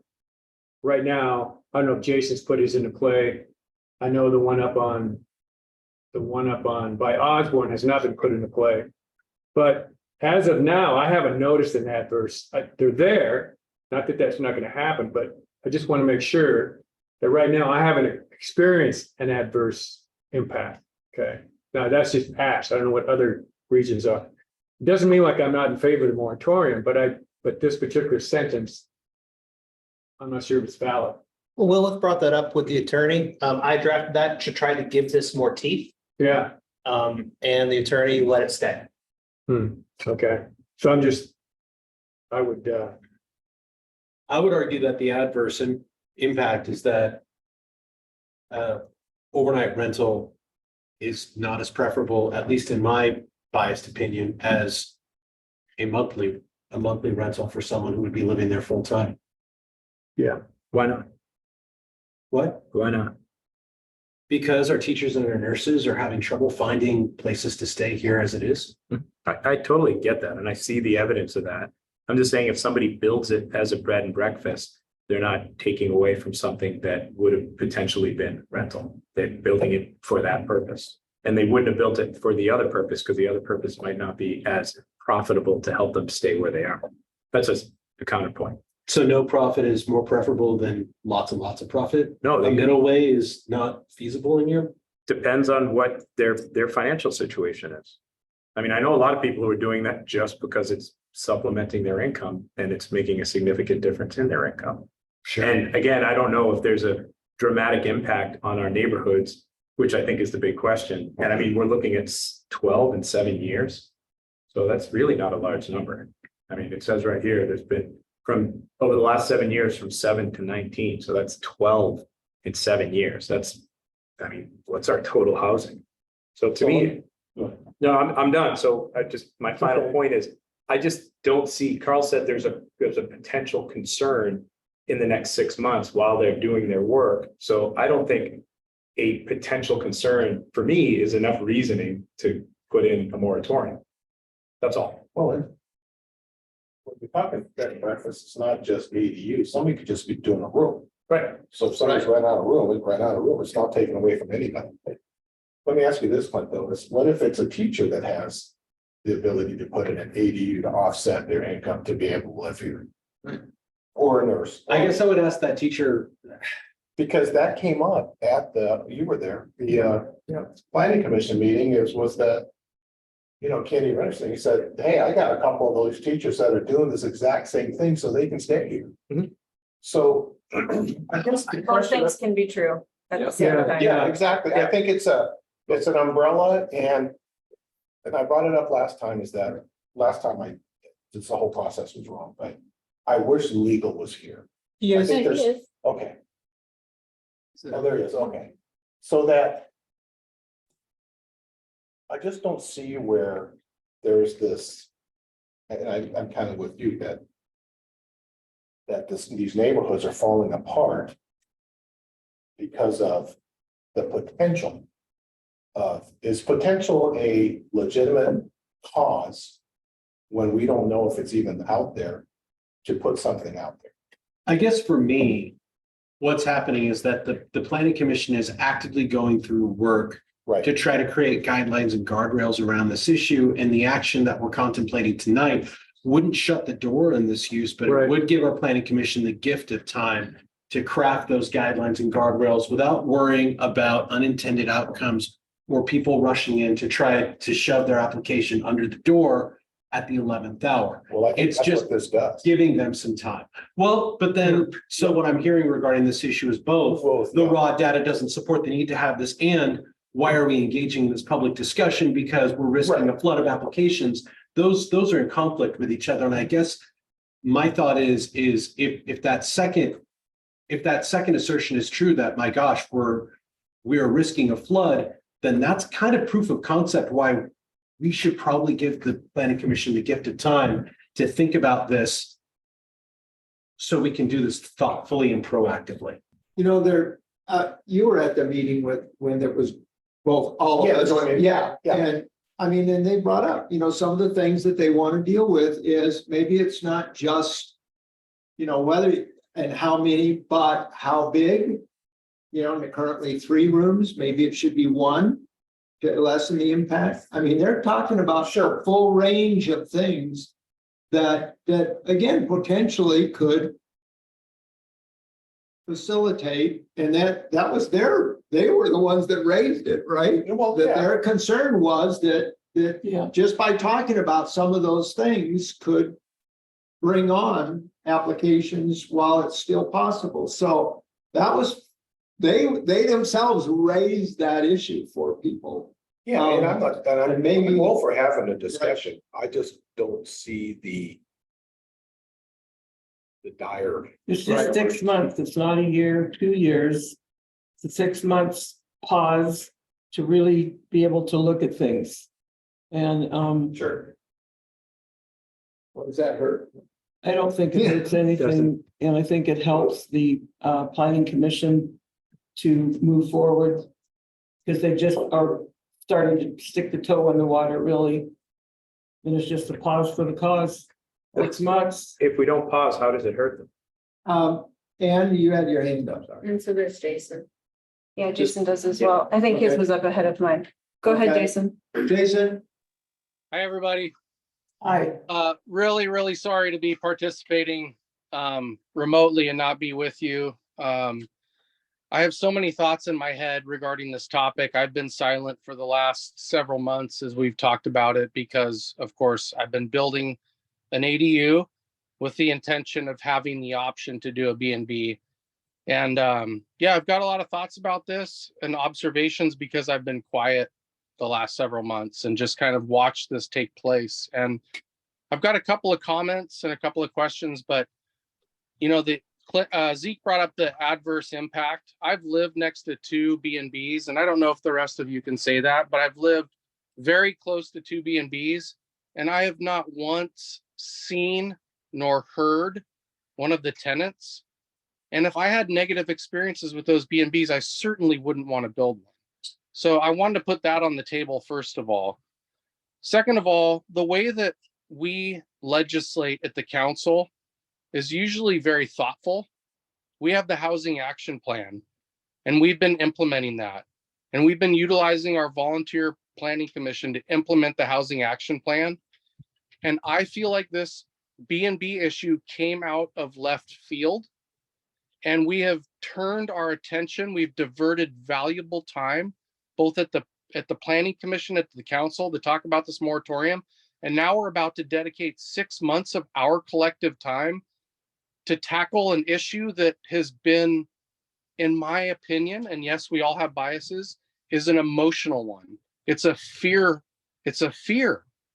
And I really think that we are missing bigger opportunities when it comes to affordable housing. And if we dedicate our planning commission and their precious time to this issue, we're going to miss opportunities that aren't going to exist. So I'm a little discouraged, that this came out of an emotional, feeling, a gut feeling, and now we're worried about a flood of applications of B&Bs. That's a self-fulfilling prophecy that we have created. And now we're having to solve a problem that we're essentially creating. And our integrity at the city council lies in being very thoughtful and deliberate. And I don't know where this issue came from, but it's a non-issue compared to many other things that are a threat to affordable housing. So I encourage anyone that's really opposed to B&Bs, I encourage you to talk to those people and find out why they do it and what it affords them to do. Maybe it allows a mom to stay home and raise her young kids. Maybe it allows somebody to survive on a single income. Like, I hear people degrade developers and degrade profit and degrade people with B&Bs. I just think you should open your mind a little bit and try to get the other side of the story before you dedicate yourself to this issue. Thank you very much for listening. I would say to that. Ann was gonna go. I'd like to hear. Ann was that, Okay. Yeah, and I would like to follow Ann. To kind of piggyback on something that Jason just said, I think that considering a moratorium is a very big decision. And it is a substantial decision that comes out of local government that has very large impact. And it needs to be heavily considered. It needs to be heavily justified with data. And it needs to not be based on emotions. And we have seen within our local government and Chelan County over the years, a few moratoriums that have come out that have been very negatively impacted and really poorly received because they were not well thought out. They were not provided the appropriate data and evidence towards the need for a moratorium before that action was taken. And this is not something small and subtle for us to be considering tonight. I am not opposed to having a conversation about a moratorium on B&Bs, but I very highly expect that there is substantial justification and evidence to prove that it is necessary for our city. We have seen this list of B&Bs multiple times, and it has not changed much in the last couple of years. To say that we have something that necessitates a moratorium for 6 months when we have only 16 operating B&Bs within our city limits, an additional 3 that are in a preliminary approval, and 3 others that have just applied, to me does not show that we are necessitating a moratorium in any way. We also don't have any information that shows us of all of our properties in Leavenworth, of all of our existing units, what we're really talking about when we're making a comparison to justify a moratorium on 16 operating B&Bs and at most right now 22 operating B&Bs. We're also not taking into consideration, as Jason very succinctly said, the reasoning for these B&Bs. Very oftentimes they're not so that people can put more money in their pockets. I know many of the operators on this list, and they literally have their B&B so that they can stay residents of Leavenworth, so that they can cover their mortgage, so that they can pay their taxes. Because we all know our taxes are going up every single year. And with that, our mortgages go up if our taxes are included within that payment. And so I don't think we need to take this lightly. I think this is a very serious conversation. And for me, we don't have the evidence and the data to show that this list of B&Bs proves that we need a moratorium at this time. hey, Zeke, So I'd like to say that one data that I know exists is that B&Bs take away and reduce long-term rental opportunities. Those could have been, they could have been long-term rental situations, but now they're B&Bs, which serves the tourist industry instead of the local residents. And I think that's anytime when I've looked at the data so far, your impact of B&Bs as long as they're owner occupied, does not have to a point an adverse impact on the neighborhood, but it does take away a possibility for a long-term rental. So we have 10 ADUs that went to B&Bs that could have been long-term rentals. So those are gone. Okay, and that to me is a big issue. For me and this council, one of our major things why we instituted that housing action plan and enacted those codes that got smaller lots and put duplexes on 3,000 square foot lots, and people lost sunlight and all that stuff, was that we're hoping that we could diversify and increase our housing stock. So we were willing to do that.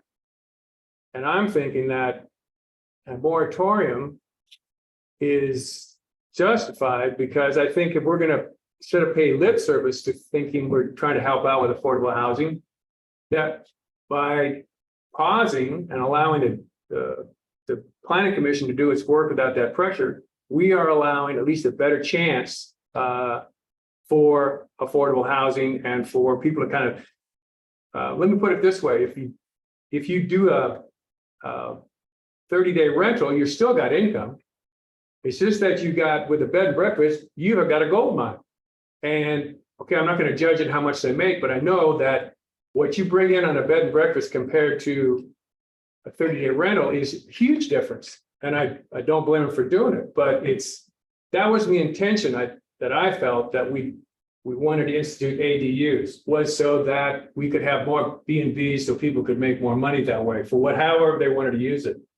I was thinking main reason, diversify our housing stock and allow more 30-day rentals through ADUs. And I think that's my feeling is that we're living up closer to what we're trying to provide for the city. What this city needs isn't more bed and breakfast. It's long-term rentals, and that's how you get there. So that's been my point. That's why I would support the moratorium. Tibor, whose responsibility is it to add more housing stock? I think I would say this, Tibor. I would say one of the jobs of a city council is to preserve the community. I agree with that, but you said take away from housing stock. So my question is, whose responsibility? Is it mine if I have an ADU for housing stock, or is it the institution as the city that forces me to change the way I want to use it, imposing their will on my property? Right. So there's a fine line there. Right. So you got property rights if issue. that goes back to what Ann was saying, is the data is, I think this all needs to be fleshed out, and I'm all for having a conversation. I have nothing against not having ADUs or having B&Bs, but I have a problem with, I'm with Jason, that this is emotional and it's not flushed out. I'm looking at this new version of the ordinance we got on section 6, where no special duty was created, and I would like Tom to answer that to me is, where is there a public health or safety issue in these B&Bs or ADUs? Well, and also, I don't think that it's fair to assume that anybody who builds an ADU would open it up to the public for a long-term rental. Exactly. I've had long-term rentals, and you know what? I'll never have another one. Well, and oftentimes people with the ADUs, they build them specifically for family use, for family that's visiting from out of state, or parents that are coming to visit grandkids multiple times a month. And you can't have a long-term rental if that's what your intention of your ADU is.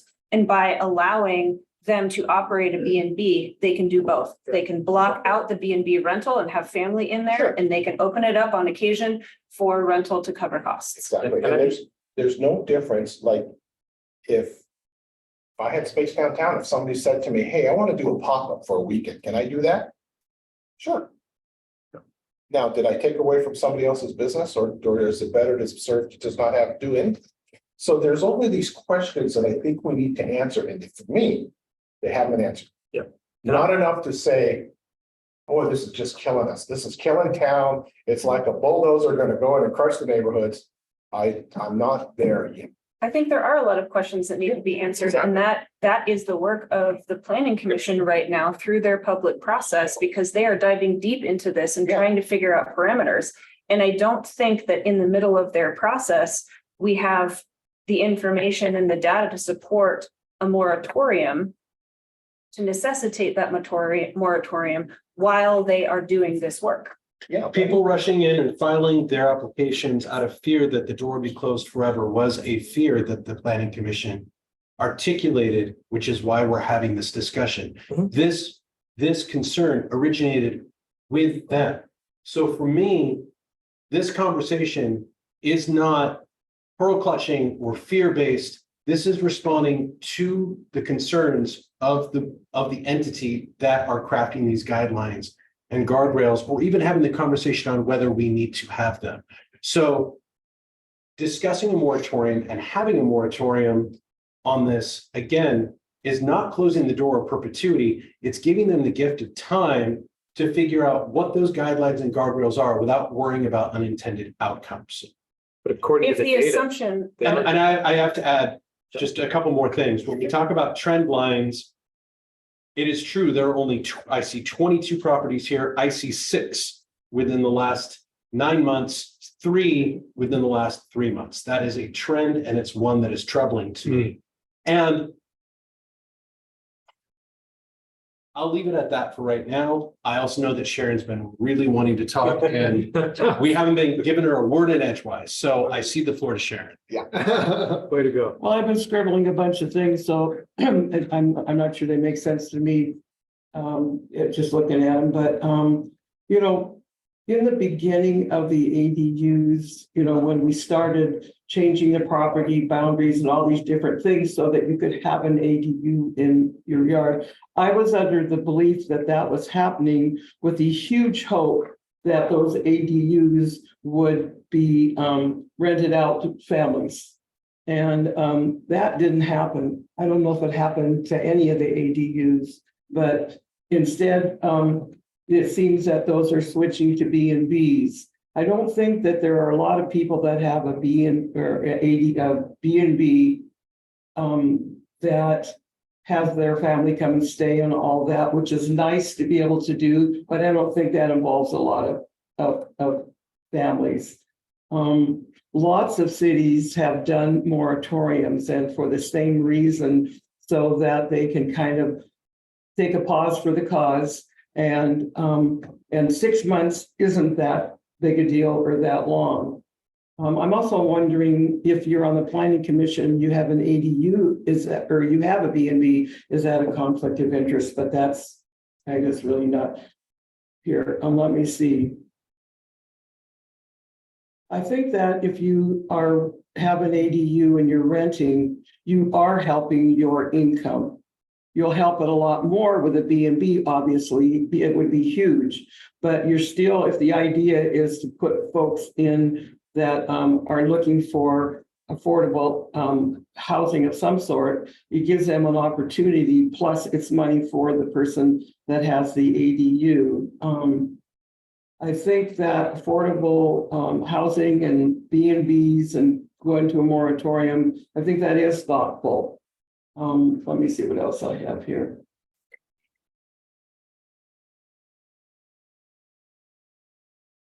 You see, this is moving to this.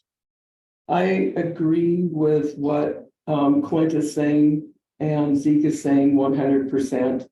And I think that 6 months isn't the end of the world. And I don't think, and lots of cities are doing it. San Juan, don't have them all on the top of my head now, but I did some research on that too. And kind of like for the same reason, so that people had a place to stay in an ADU, and so their family could afford to be here and yet supplement the income of the person that has the ADU. So anyway, at the fear of repeating myself over and over again, I just don't see 6 months as a big deal. And I don't feel like it's an emotional issue. I think it's a safety issue, and it's a caring about the community and adding people to the community issue. And I think that for the last thing, I know that there are people that lived here and have lived here for a very long time, and they've moved to Wenatchee. And I've asked each one of them, you know, how come you're moving? And they said, this isn't Leavenworth anymore. It's not with the neighborhoods, and it's not the way it was. And I know that time marches on and you have to let go of old crap and all that, but anyway, I just don't see it as that 6 months is a big deal. And let the planning commission relax and go through this process without being shoved and bumped and seeing things happening as a result of them maybe not moving fast enough or however it comes out. Have a plan. That's it. Marco. Yeah, I actually really do agree with Zeke about the job of city council to preserve community. I just don't see the fundamental loss of community with B and Bs. And Jason said it, he lives near two B and Bs and he hasn't seen a loss of his community. So I just don't see the fundamental premise we're talking about here is that B and Bs somehow detract from community. I haven't seen any evidence of that. Statistically, I mean, I guess there's emotion about it, but you know, and the numbers we're talking about are so small that I feel like the other stuff, like we talked about losing housing stock, 35% of second homes. If we could turn those into monthly rentals, we'd have a huge impact on our affordable or our families moving in or that kind of thing. But this is just kind of a blip. And I don't think either way, the 6 months is going to make a difference to the planning commission with them moving forward. Even if we get another 6 applications, it's really statistically irrelevant. So that's just my input. So I would like to say, Jason, just a minute. Jason had his hand. go ahead, Jason. Oh, thanks. I care less if there's one more B&B built or not. But I want us to think more about the use of our time and the PC's time over the next 6 months, because you know they dive deep into every issue. And is this where we want them to prioritize their time? And when I think about the remaining development in Leavenworth, we're watching it slip out through our fingers. I mean, we have 2 large developments that are about to happen, and none of those are going to be affordable housing. And I think that's a missed opportunity and something that we have to be prepared to prevent happening again. And I'd rather the PC and our new housing commission that we adopted tonight, I'd rather we focus on being proactive in that arena.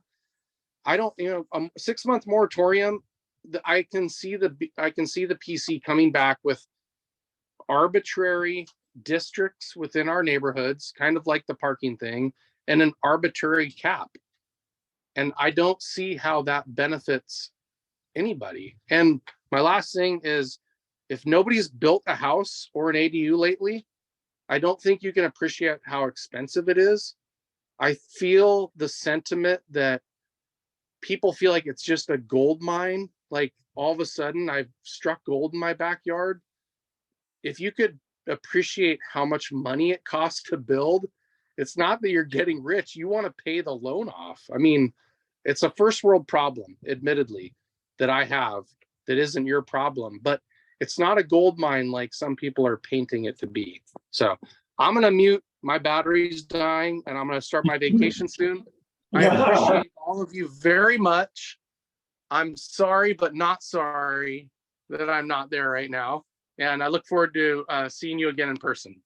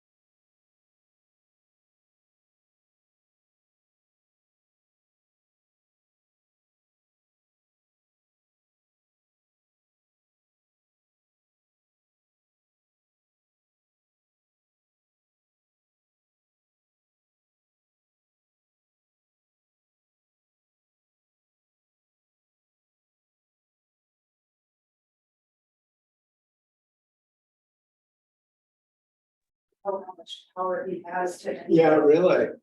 I'm going on vacation. So are you. Sounds like you dropped your gavel, Carl. Meeting over. Do we check and see if somebody can take in here? Yeah. Yeah. That was quite the. All right, if somebody could let us know if, so we had a power outage here at City Hall. We've got Zoom back on. We think if someone who's attending can let us know that you can hear us, that would be appreciated. Tom Grafstra here. I can now hear you again. We can. Thank you, Tom. Okay, all right. All right. Yeah. So I'd like to make a comment on Okay. this discussion is that, yeah, it is a serious thing. I fully realize that. I also feel like, for the other reasons I've stated, is that we also have a public hearing coming up on July 11th. So if we have, once this is out, people come in and they say, can bring us more reasons why we shouldn't, we can modify it, we can change it. So it isn't like if we decide tonight that it's a done deal, we have the public hearing to reconsider. Revisit. So for those reasons, what I've already said, so I'm not going to repeat. Yes. I'm for a moratorium. Well, and then somebody wants to make a motion that, because we can talk about it, but you need to, if somebody that wants to move it, then we'll find out what we do. Leavenworth City Council moves to adopt ordinance 1675 for enacting a moratorium on bed and breakfasts. Second. Moved by Clint, seconded by Sharon. I'm not gonna ask for a whole bunch more comments because I think we've heard all of you give your comment. All right, I will ask for the vote. Notice that Jason is no longer with us, so it's the 6 of you. All those in favor, let me see your hands. We've got 3. All those opposed? 3. It's 3-3, and guess what? On an ordinance, the mayor cannot break a tie. Right. Really? Yeah, Darn it. not on an ordinance. Thanks for being keen on that. I didn't realize. I didn't know this Yeah. was- RCW 35A 12100. We're bringing this back every meeting. So we will move on. It failed. It was great for- discussion. It was a great. It's a worthy discussion. It was a Yeah, great discussion. It's good to have the discussion you can, worth it. but that's not good enough for Sharon. I know that. Sharon, I love you. I'm bringing it back every meeting. I think it's kind of the essence of our Okay, democracy here. let's move on and say anybody who would like to give some reports, but just remember, we've got a significant Executive session. executive session coming up. So keep them brief, please. I have a very brief one, believe it or not. Okay. The big print, no. June 19th, pool open Monday through Saturday for the summer of 2023. Swim lessons also started on that opening Monday. This week is the last week of session 1 swim lessons. Next Monday starts session 2. Our swim team's first home meet is this Thursday. The pool is closed to public swimming during all home meets.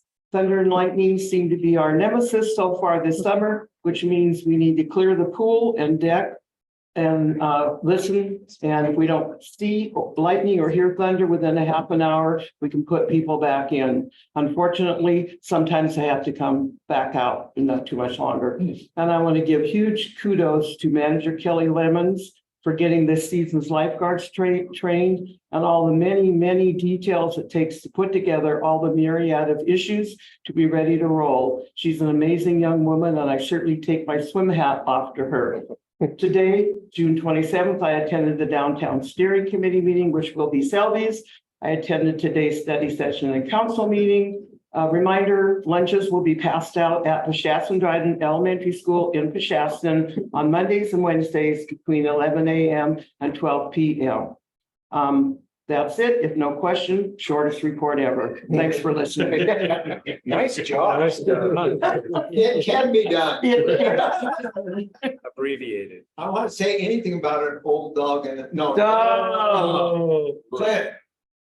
This weekend, attended and helped put on the Community Health and Safety Fair with Cascade Medical. Had great output from folks. About 200 folks showed up. And I want to thank all the partner organizations, Chelan County Sheriff's Office, Fire District 3, Life Fight, Air Look Northwest had choppers there, and they were subscribing folks, our ambulance department. We did life jacket, helmet giveaways, bike safety rodeo, and it was a great hug the community event. So I want to thank everyone that came out for that. I attended the downtown steering committee this morning as well. Selby has that, as well as the study session. And that concludes my report. Great. And I attended the Link Transit Board meeting last week. We covered all sorts of great things. Link is considering a facility redesign as Link Transit continues to expand and take on more electric buses. They are needing more space, more facilities for storing those buses, for charging those buses, washing and doing maintenance and all of those things. So the first designs came back and they had a very high price tag because it was kind of the Cadillac version. And so we're going back to the drawing board, and starting to consider what's called a sprung structure with a microgrid. And if anybody has seen the newer version of Mill Bay Casino, that is a sprung structure, and it is a permanent structure. And they actually have a really long lifespan and a much lower price point. And so that is something that we are investigating, and some of the staff are going to be going and doing some site visits to sprung structure locations to talk about the life of those structures and that sort of thing, because it looks like a sprung structure could meet the needs of Link Transit. Sprung structures are actually used in the military a lot. So they have a lot, and as like industrial assembly line type structures and that sort of thing. So it'll be interesting to see how that plays out, but it looks like there might be a more affordable path for Link Transit in their expansion. The Leavenworth Roundabout is coming our way. The RFP is out. And so once that closes, then the board will be making a decision on that and moving forward. I'm sure Tom has some better information than I do, as you're probably talking to them more often than I am. But Roundabout is coming this summer for us here in the next couple of months. And that's going to be interesting at the west end of town during construction. Just sort of. But long term, I think it's going to be a really great upgrade for our community. And we are not footing a majority of the bill as a city, so there are some huge advantages to that. The board has expanded the eligibility associated with a program called TripLink. TripLink historically has been a program that people can opt in for driving services when it is outside of Link Transit's boundary. And you used to have to meet a lot more stringent qualifications, but now we are expanding that service area to provide Link Transit services to people outside of our structured lines, to get people connected to those structured lines from outlying communities like Mansfield and Bridgeport and Brewster and those sorts of things that do not have direct routes currently, to kind of bring them into the system for higher usability. So that's a really cool program that is being expanded right now. So anybody who knows people that live in the outside our service areas, let them know that this is a new opportunity for them. And they don't have to drive all the way in from Mansfield in their own car. They can coordinate that. Get me a bus ride. Give me a bus, right? Yeah. Get on the bus. Yes. Zeke, So I attended the Washington City's convention just for like 2 hours, where I hooked into the Zoom link and voted for Carl for the board, which he did win. Well, I just want to let you know about that. Well done. you stole my thunder. That was all one. You can give the details. So, I attended Mary Poppins Junior production by the Upper Valley Players put on, which was excellent. Always a great place to be and watch that happen. So that was awesome. I attended the downtown steering committee, which Selby's going to take care of. And I got a little info FYI for you, if you're concerned at all about exhaust, loud exhaust in this town. I actually emailed the county sheriff and said, is there any way, what can we do? And so here's what I got back from Michael Morrison. Our deputies do have the ability and have shown an interest in enforcing the RCW as it pertains to defective or modified exhaust. Anytime a citizen has a concern regarding exhaust issues, they should not hesitate to contact Rivercom 509-663-9911 to report the incident. The reason I asked for times and locations, which you want to list, is so that I can forward that information to our traffic enforcement unit. So extra patrols could be conducted to address the problem. As for this, I asked him what the city council could do, and he just said, as for city council action, I would only encourage lines of communication to be established with their constituents so that additional eyes and ears are in place to report the issues when they are occurring. So if you want to file with that phone number, they're ready to pick up on it. So there you go. Loud exhaust, might be able to do something about it. Maybe. That's my report. I don't like those either. I prefer the electric cars. Yeah. I participated in a swiftwater rescue 6 days ago. Some uninformed pair of kids, young boys, teenagers. They put in a Tumwater at about milepost 90, probably milepost 90, 89 or 90, and floated in the upper Tumwater, not knowing what was ahead of them. Luckily, they jumped, ended up on an island where there was a big log, and somebody saw them and called 911, and we got the boat, our raft out there. The sheriffs and the fire department cooperated in the rescue.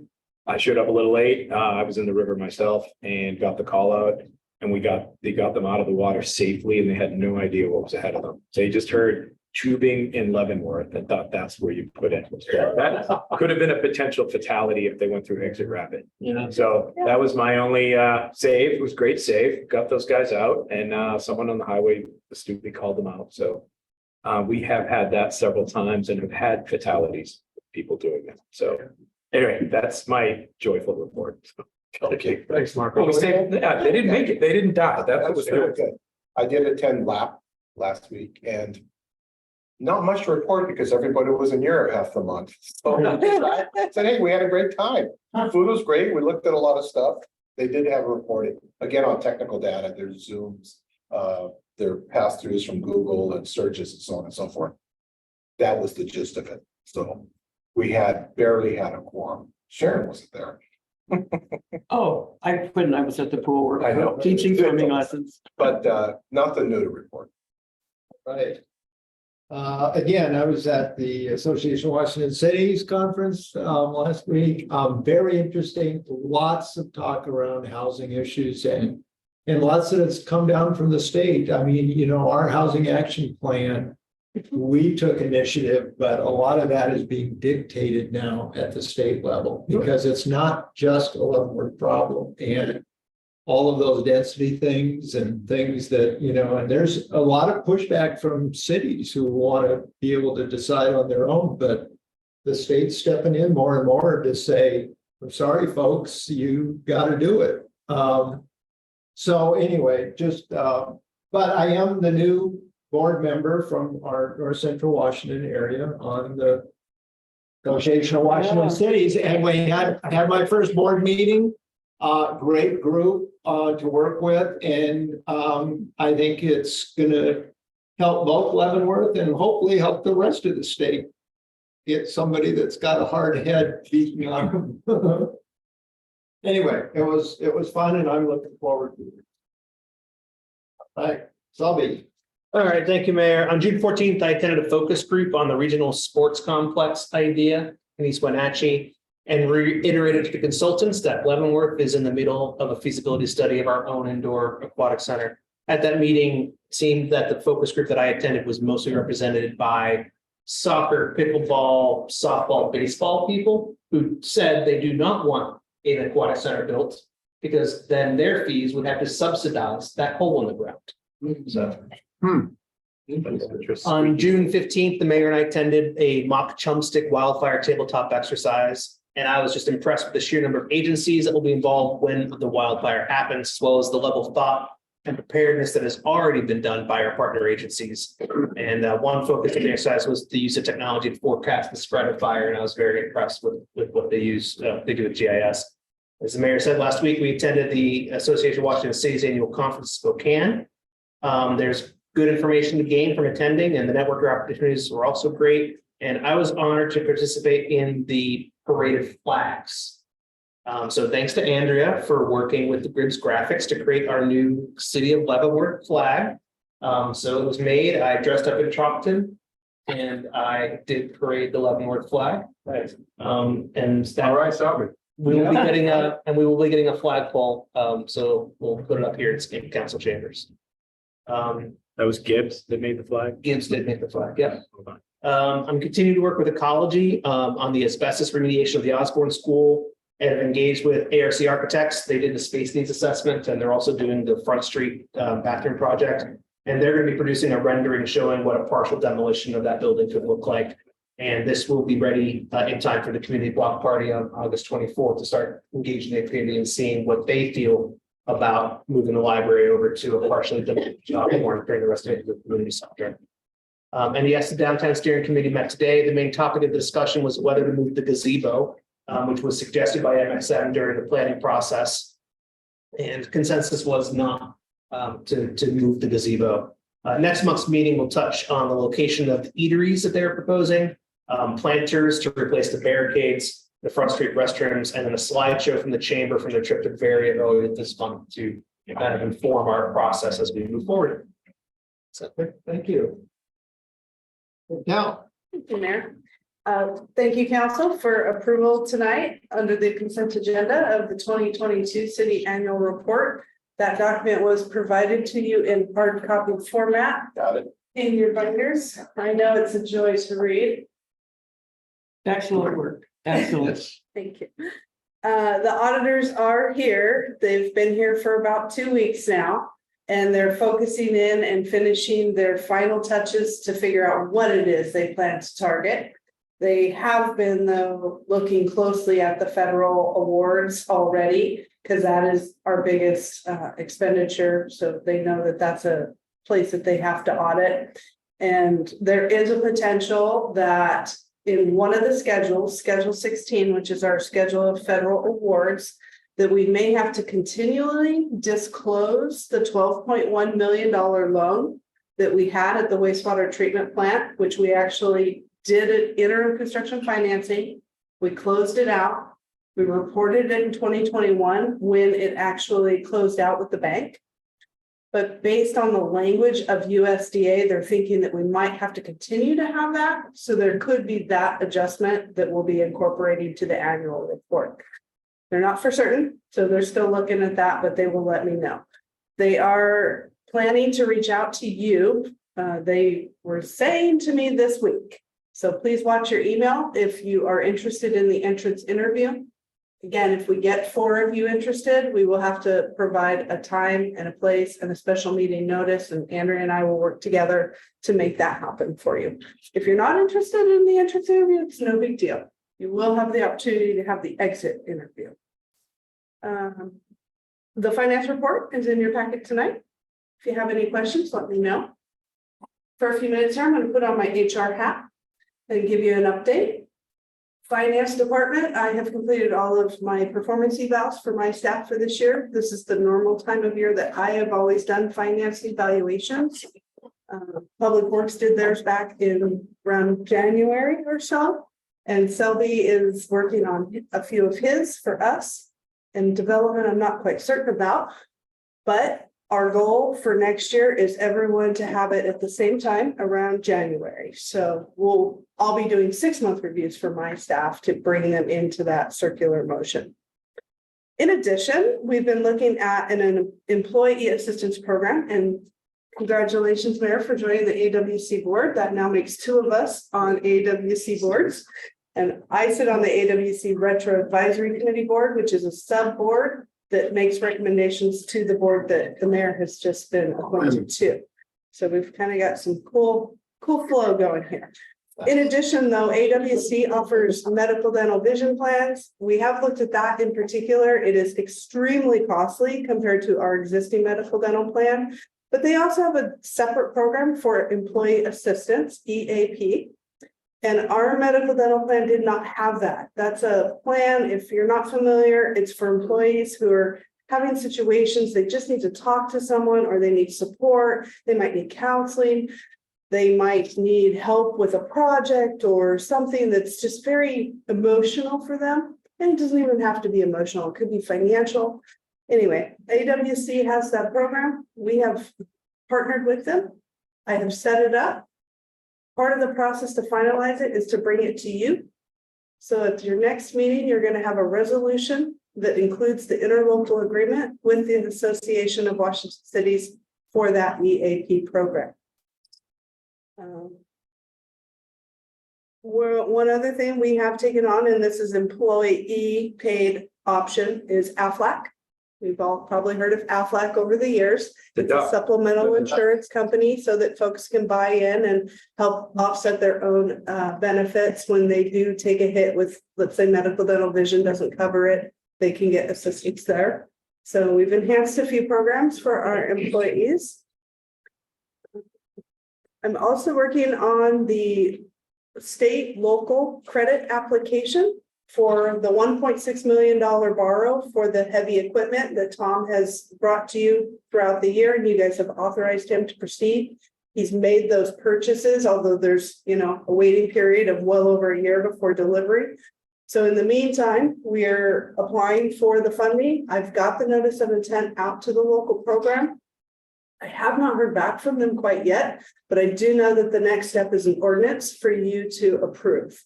So as soon as I get that, I'll be putting that in front of you. It could be as soon as July 11th, but if I don't hear from them this week, I'll have to push it to the second meeting in July. And I think that wraps up all mine. All right, thank you. Thank you. Thank you, Mayor. I'll be brief. First, I just want to welcome Christian Betts to the Public Works team. Christian is our newest Parks Division employee. He's filling one of our 24-hour part-time positions. We still have a 7-month seasonal for Parks open, as well as a full-time permanent utility maintenance worker. Those positions are both currently advertised. Congratulations to Mark Babiar for passing his water treatment plant operator group 1 exam. Also, congratulations to Ben Larson for passing his water treatment plant operator group 2 exam.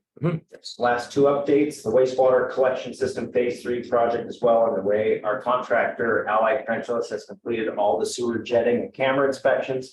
Currently, they're performing the open cut spot repairs that were identified in the inspection process.